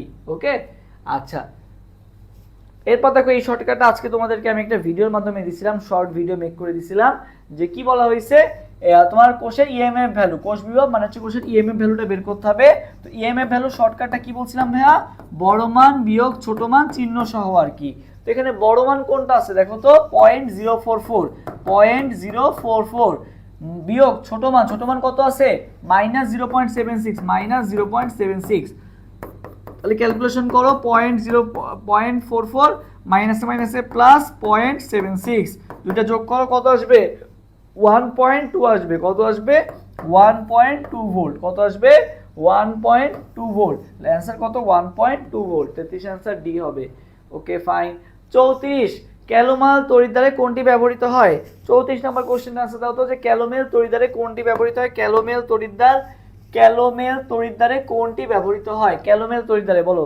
এটা আগেই বলছি একটু আগে যে Hg2Cl2 হচ্ছে ক্যালোমেল তড়িৎদ্বারের সংকেত। তড়িৎ বিশ্লেষণকালে কোন দ্রবণটি আগে চার্জ মুক্ত হবে? কোন দ্রবণটি আগে চার্জ মুক্ত হবে? সো আমাদের যে সিরিজটা আছে এই সিরিজটা আমাদের মনে রাখতে হবে। সবার উপরে কে থাকে বলো তো? লিক বাকানা। ঠিক আছে, লিক বাকানা, আমি লিখে দিই লিক বাকানা। লিক বাকানাতে কি হলো ভাই? লিথিয়াম। লিক কতে কি বলতো? পটাশিয়াম। বাকা BA বেরিয়াম, কাতে কি বলছো? ক্যালসিয়াম, আর নাতে কি বলতো? সোডিয়াম। লিক বাকানা। তারপরে কি আছে? ম্যাগাইভার এলো যেন ফিরে চাঁদে। তারপরে কি? কোনি সোনা পাবে। আর একেবারে লাস্টে যারা আছে, লাস্টে কি আছে বলতো? হাই মানে হাইড্রোজেন, কুফা, হাজি, আজি, পেটাবে আমায়। ঠিক আছে, এটা হচ্ছে ট্রিক্স। হাই, কুফা, হাজি, আজি, পেটাবে আমায় আর কি। ওকে, এটার উপর আমি একটা আলাদা ভিডিও বানাই দিব, সমস্যা নাই। হাই, কুফা, হাজি, আজি, পেটাবে আমায়, এটা হচ্ছে একেবারে সক্রিয়তা সিরিজের লাস্টের দিকে যারা থাকে। সো যারা লাস্টের দিকে থাকে তারাই কিন্তু সবার আগে চার্জ মুক্ত হয়। সো দেখো তো একেবারে লাস্টে কি আসবে? এই অরাম কিন্তু সবার লাস্টে থাকে। তাহলে সবার আগে চার্জ মুক্ত হবে কে? অরাম। সবার আগে ভাইয়া চার্জ মুক্ত হবে কে? অরাম। সবার আগে চার্জ মুক্ত হবে কে ভাইয়া? তাহলে অরাম। ঠিক আছে, সবার আগে চার্জ মুক্ত হবে কে? তাহলে অরাম। হ্যাঁ, ওকে ফাইন। তাহলে Au3+ সবার আগে চার্জ মুক্ত হবে। আচ্ছা, আপেক্ষিক পরিবাহিতার একক কি? আপেক্ষিক, দেখো আপেক্ষিক পরিবাহিতা কতে কি বলতো? কাফা। আপেক্ষিক পরিবাহিতাকে কি দ্বারা প্রকাশ করা হয় ভাইয়া? কাফা দ্বারা প্রকাশ করা হয়। আপেক্ষিকে ভাইয়া ক আছে, তাহলে আপেক্ষিক পরিবাহিতাকে কি দ্বারা প্রকাশ করা হয় বলতো? কাফা দ্বারা প্রকাশ করা হয়। এবং এটার একক কি ভাইয়া? পার ওহম, পার ওহম পার সেন্টিমিটার। আপেক্ষিক পরিবাহিতার একক কি ভাইয়া? পার ওহম পার সেন্টিমিটার। আপেক্ষিক পরিবাহিতার একক কি ভাইয়া? পার ওহম পার সেন্টিমিটার, পার ওহম পার সেন্টিমিটার আর কি। ওকে, লবণ সেতুতে নিচের কোনটা ব্যবহার করা হয়? আজকে একটা ট্রিক্স দিছিলাম আর কি। কে ছিল, কে নাই, কে ছিল, কে নাই, আমি নাই, আমি নাই মানে অ্যামোনিয়াম নাইট্রেট, আমি নাই। তারপরে কি? সোডিয়াম ছাই, পটাশিয়াম ছাই মানে সোডিয়াম সালফেট, পটাশিয়াম সালফেট আর কি। ঠিক আছে, কে ছিল, কে নাই, আমি নাই, সোডিয়াম ছাই, পটাশিয়াম ছাই আর কি। ঠিক আছে, আচ্ছা। সো দেখো এটা যদি হয় সেক্ষেত্রে আমরা এখন দেখি যে লবণ সেতু নিচের কোনটা ব্যবহার করা হয়। কোনটা ব্যবহার করে দেখো, এখানে অপশনের সাথে কোনটা মিলে? KCl আছে? নাই। KNO3 আছে? হ্যাঁ, এই তো KNO3টা কিন্তু আছে। তার মানে অ্যান্সার কোনটা হবে? কে ছিল, কে নাই। কে নাইতে হচ্ছে পটাশিয়াম নাইট্রেট। কে নাই, নাইতে কি বলো তো? নাইট্রেট, পটাশিয়াম নাইট্রেট আর কি। ওকে, আচ্ছা। 2.5 অ্যাম্পিয়ার বিদ্যুৎ 1 মিনিট ধরে কোন ইলেকট্রনে প্রবাহিত করলে প্রবাহিত বিদ্যুতের চার্জ কত কুলম্ব হবে আর কি, কোন ইলেকট্রনে প্রবাহিত করলে। সো কি দেওয়া আছে 2.5 অ্যাম্পিয়ার, মানে কিসের মান দেওয়া আছে, আই এর মান দেওয়া আছে। 1 মিনিট মানে কি টাইমের মান দেওয়া আছে 60 সেকেন্ড। সো কি পরিমাণ কি বলা হয়েছে, বিদ্যুৎ মানে কি বিদ্যুতের কোন ইলেকট্রনে প্রবাহিত করলে প্রবাহিত বিদ্যুতের চার্জ কত কুলম্ব, চার্জ কত কুলম্ব মানে কি কিউ এর মান জানতে চাইছে। তো আমরা ফর্মুলা কি জানি, Q equal to IT, I এর মান কত 2.5, টি এর মান কত ভাই 60, তাহলে কত আসতেছে দেখো তো, দশমিকটা উঠায় দাও। আচ্ছা দশমিক উঠানো লাগবে না, 2.5ই থাকুক। তো দেখো 60 দুগুণা কত, 60 দুগুণা 120, তো এখানে তো 2.5 আছে, তাহলে আরো 0.5 গুণ হবে আর কি। তো 0.5 গুণ করো কত 30 পাবা, তার মানে কত পাবা 150 পাবা আর কি, ঠিক আছে। 2.5 ইনটু 60 মানে কত, 2.5 ইনটু 60 মানে কত ভাই 150, তাহলে কত পাবা 150 পাবা, তাহলে কত পাবা 150 আর কি। ওকে, তোমাদের যেহেতু ক্যালকুলেটর এলাও, তোমরা হচ্ছে ক্যালকুলেটরের সাথে করবা। আর আমি কিভাবে করলাম, 6 দুগুণা 12, যেহেতু এটা 0.5 আকারে আছে, তার মানে এখানে 2 গুণ না হয় কত গুণ হবে, 0.5 গুণ হবে। 6 ইনটু 0.5 মানে কত, মানে 60 ইনটু 0.5 মানে কত 30, তাই না।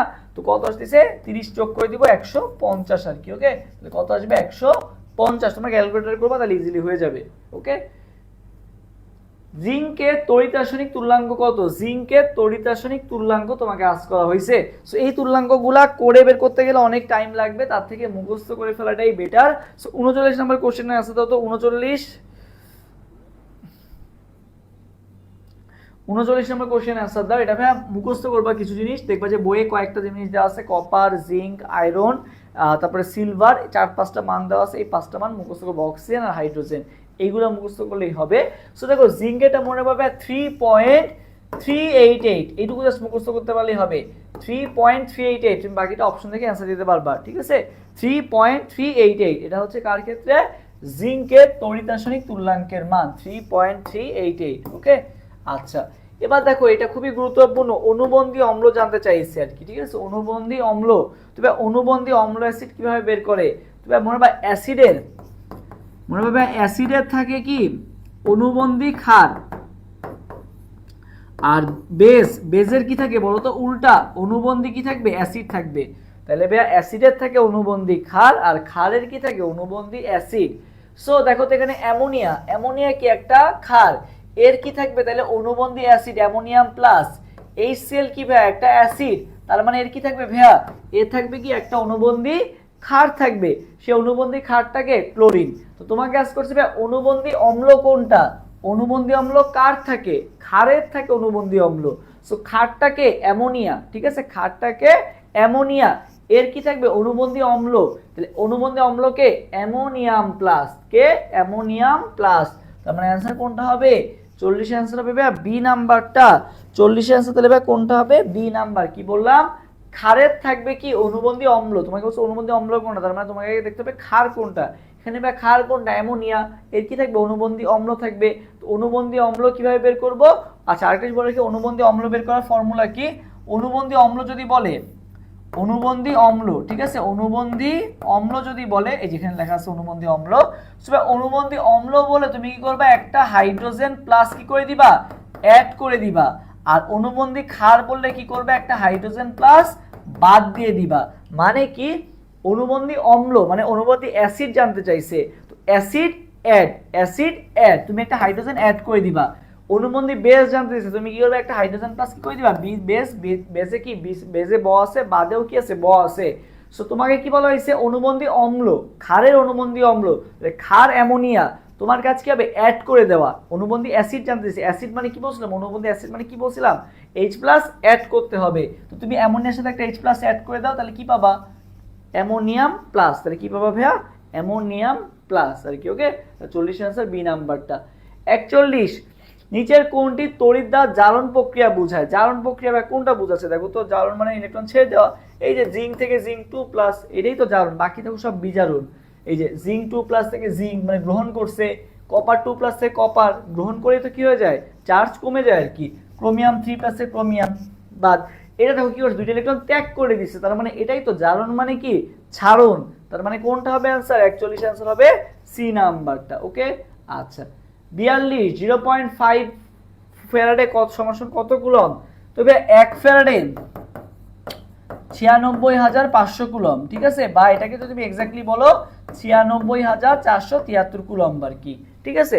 তো এখানে 1 ফ্যারাডে না বলে তোমাকে বলা হয়েছে 0.5 ফ্যারাডে, তার মানে কি একের অর্ধেক কি 0.5, তাহলে 96,500 অর্ধেক কত হবে 48,000, কত হবে 250, 48,250, এই যে 48,250 কুলম্ব, তাহলে 42 আনসার কোনটা হবে এ নাম্বারটা 48,250 কুলম্ব। কপারের তড়িৎ রাসায়নিক তুল্যাঙ্কের মান তোমাকে এরপর জানতে চাইছে, কপারের তড়িৎ রাসায়নিক তুল্যাঙ্কের মান। কপার দেখো, কপার কত ভাই, এটা দেখো মনে রাখা খুবই সহজ। কপারের পারমাণবিক সংখ্যা কত ভাই 29, জিঙ্ক কত 30, তাহলে এটা মনে রাখবা 3.29। কপার লিখতে হবে কয়টা লেটার 1 2 3, কপার লিখতে কয়টা লেটার 3টা, তাহলে 3 বসাবা, তারপরে পারমাণবিক সংখ্যাটা বসাই দিবা, তাহলে কত আসবে ভাইয়া 3.29। কপার কত হবে ভাইয়া 3.29, 3.29 × 10⁻⁴, ওকে। আচ্ছা, 27 গ্রাম অ্যালুমিনিয়াম জমা হতে কি পরিমাণ বিদ্যুৎ প্রয়োজন বলো। 27 গ্রাম অ্যালুমিনিয়াম জমা হতে কি পরিমাণ বিদ্যুৎ প্রয়োজন। সো ভাই 27 গ্রাম অ্যালুমিনিয়াম মানে কি বলো তো, 1 মোল অ্যালুমিনিয়াম না, 1 মোল অ্যালুমিনিয়ামের ভর কত 27 গ্রাম, তাই না, অ্যালুমিনিয়ামের ভর কত 27 গ্রাম। সো বলছে 1 মোল অ্যালুমিনিয়াম জমা হতে কি পরিমাণ বিদ্যুৎ প্রয়োজন। তো ভাই মনে রাখবা, যদি আমার 1 মোল কিছু জমা করতে হয়, কোনো কিছুর 1 মোল যদি জমা করতে হয়, সেক্ষেত্রে আমার তার চার্জ সংখ্যা যত, সেই কয়েক ফ্যারাডে যদি আমি বিদ্যুৎ দিই, তাহলে আমি 1 মোল পাবো আর কি। কিভাবে বলি আবার বুঝাই দিই, দেখো মনে করো ফর এক্সাম্পল তুমি এজির 1 মোল পেতে চাও, তো এজির চার্জ কত +1, ঠিক আছে, তাহলে তোমার কয় ফ্যারাডে বিদ্যুৎ দিতে হবে 1 ফ্যারাডে দিতে হবে। ম্যাগনেসিয়াম 2+, তাহলে এক্ষেত্রে আমার 1 মোল পেতে গেলে কয় ফ্যারাডে বিদ্যুৎ দিতে হবে, চার্জের সংখ্যা সমান, মানে 2 ফ্যারাডে দিলে আমি 1 মোল পাবো আর কি, বুঝছো। আচ্ছা, একইভাবে অ্যালুমিনিয়ামের ক্ষেত্রে অ্যালুমিনিয়াম কত +3+, তাই না, এক্ষেত্রে আমি যদি 3 ফ্যারাডে বিদ্যুৎ দিই, মানে চার্জের সমান সংখ্যক বিদ্যুৎ দিই, তাইলেই আমি 1 মোল কি পাবো বলো তো, অ্যালুমিনিয়াম পাবো। সেখানে তোমাকে সেই কথাটাই জানতে চাইছে, 1 মোল অ্যালুমিনিয়াম, এখানে মোলার না 1 মোল, ঠিক আছে, 1 মোল অ্যালুমিনিয়াম পেতে গেলে, 1 মোল অ্যালুমিনিয়াম পেতে গেলে আমার কয় ফ্যারাডে বিদ্যুৎ দিতে হবে। 27 গ্রাম অ্যালুমিনিয়াম মানে কি 1 মোল, তো 1 মোল যেতে গেলে আমার কয় ফ্যারাডে দিতে হবে, অ্যালুমিনিয়াম কত +3+, তার মানে আমার চার্জের সমান সংখ্যক দিতে হবে, মানে 3 ফ্যারাডে দিতে হবে। ভাই কত ফ্যারাডে দিতে হবে, 3 ফ্যারাডে দিতে হবে আর কি, ওকে। তাহলে 44 অ্যান্সার কোনটা হবে, সি নাম্বার 3 ফ্যারাডে চার্জের সমান সংখ্যক। তড়িৎ লেপন পদ্ধতিতে লোহার উপর কোন ধাতুর প্রলেপ দেওয়া হয় বলো। তড়িৎ লেপন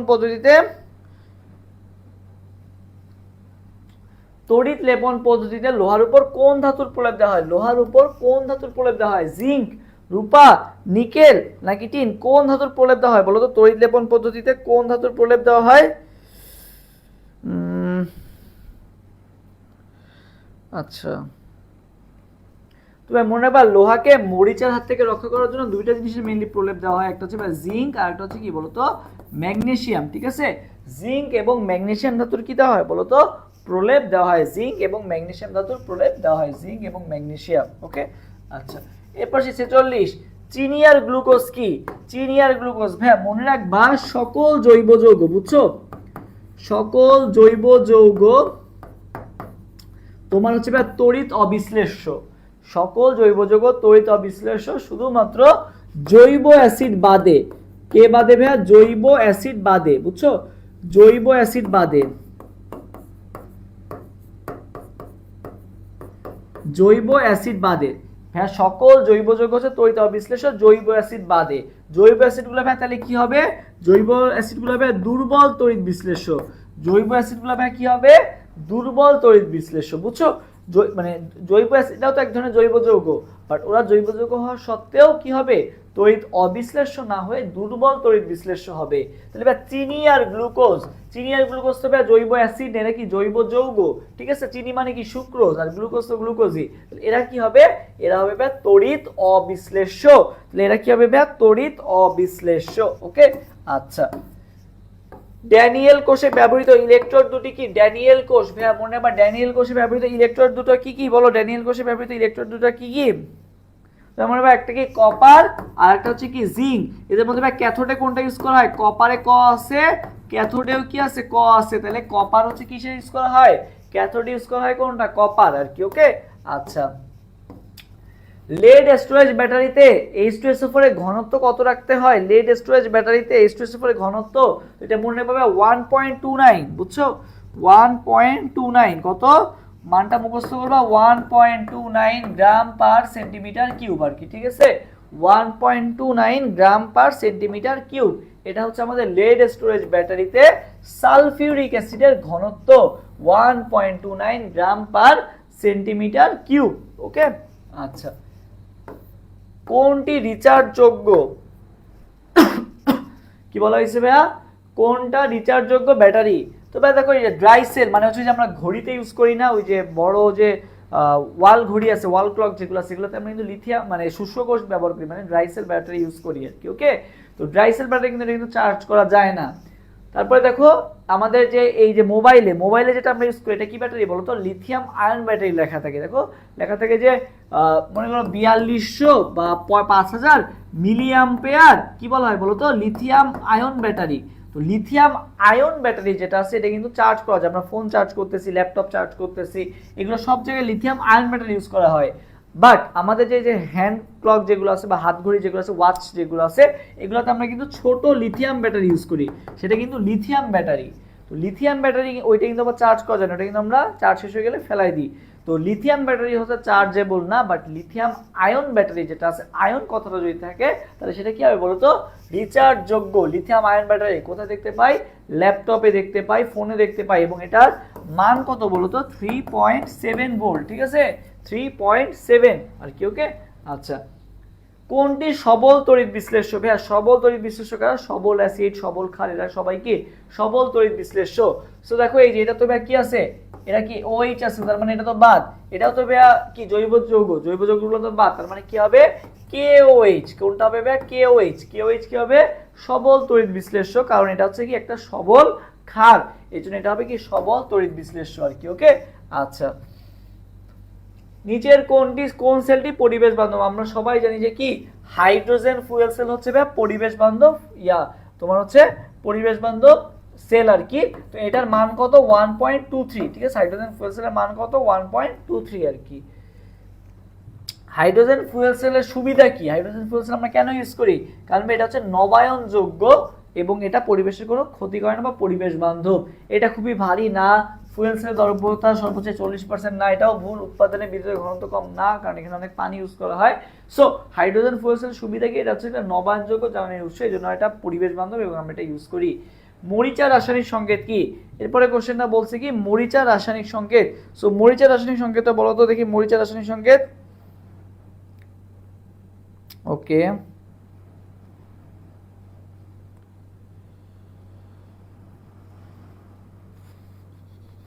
মরিচার রাসায়নিক সংকেত সবাই কমেন্ট করো। দ্রুত দ্রুত, এটা তোমাদের পারা উচিত, বলো।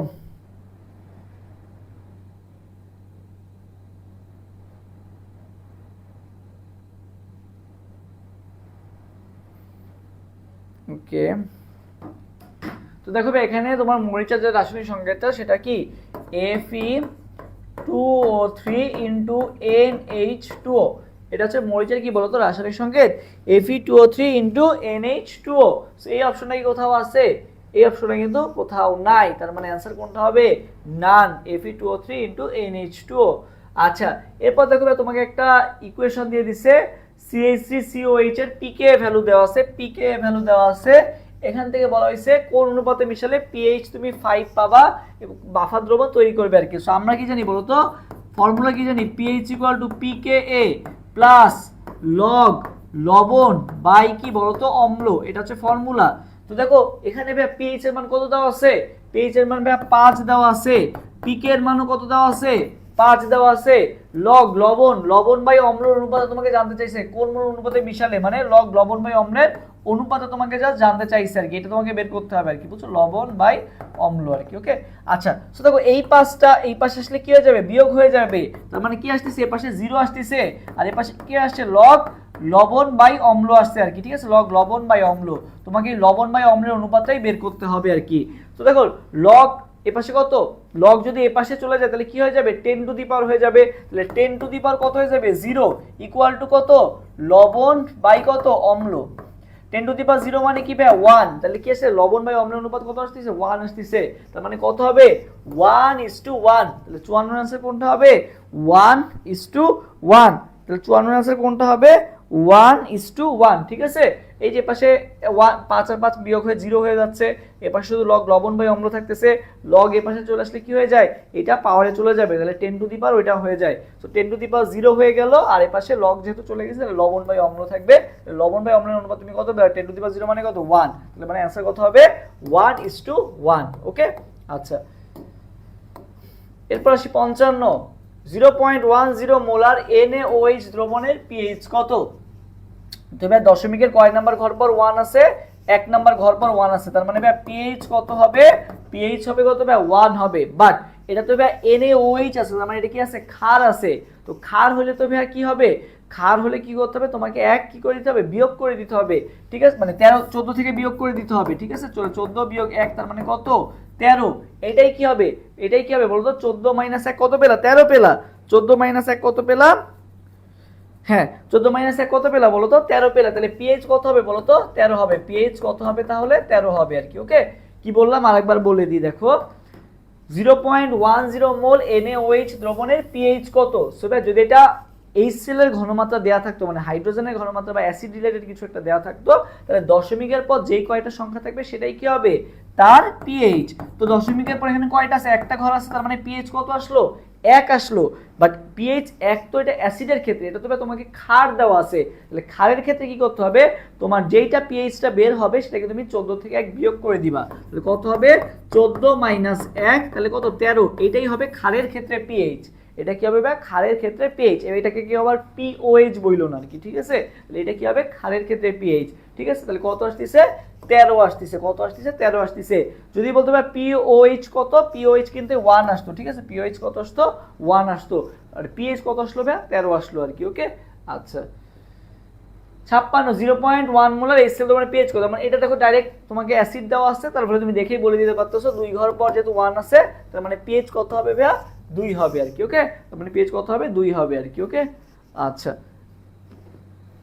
সো এই আর কি ছিল মোটামুটি আজকে টপ তোমাদের 56 কোশ্চেন। সো সবার জন্য শুভকামনা থাকলো, ক্লাসটা তোমাদের কেমন লাগলো, কারো কোনো কোশ্চেন থাকলে আর 1 মিনিটের মধ্যে জানাতে পারো, বা কারো কোনো অধ্যায়ের সমস্যা থাকলে সেটাও বলতে পারো যে এই অধ্যায়ের সমস্যা আছে, তাহলে এই অধ্যায় ইনশাআল্লাহ আমরা ক্লিয়ার করে দিব।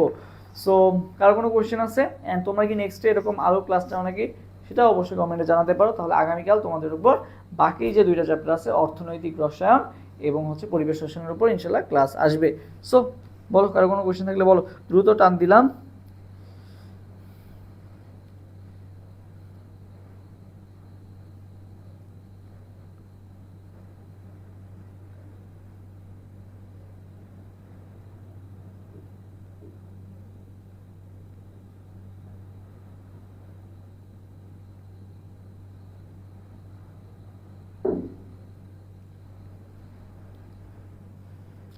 কারো কোনো কোশ্চেন থাকলে জানাতে পারো।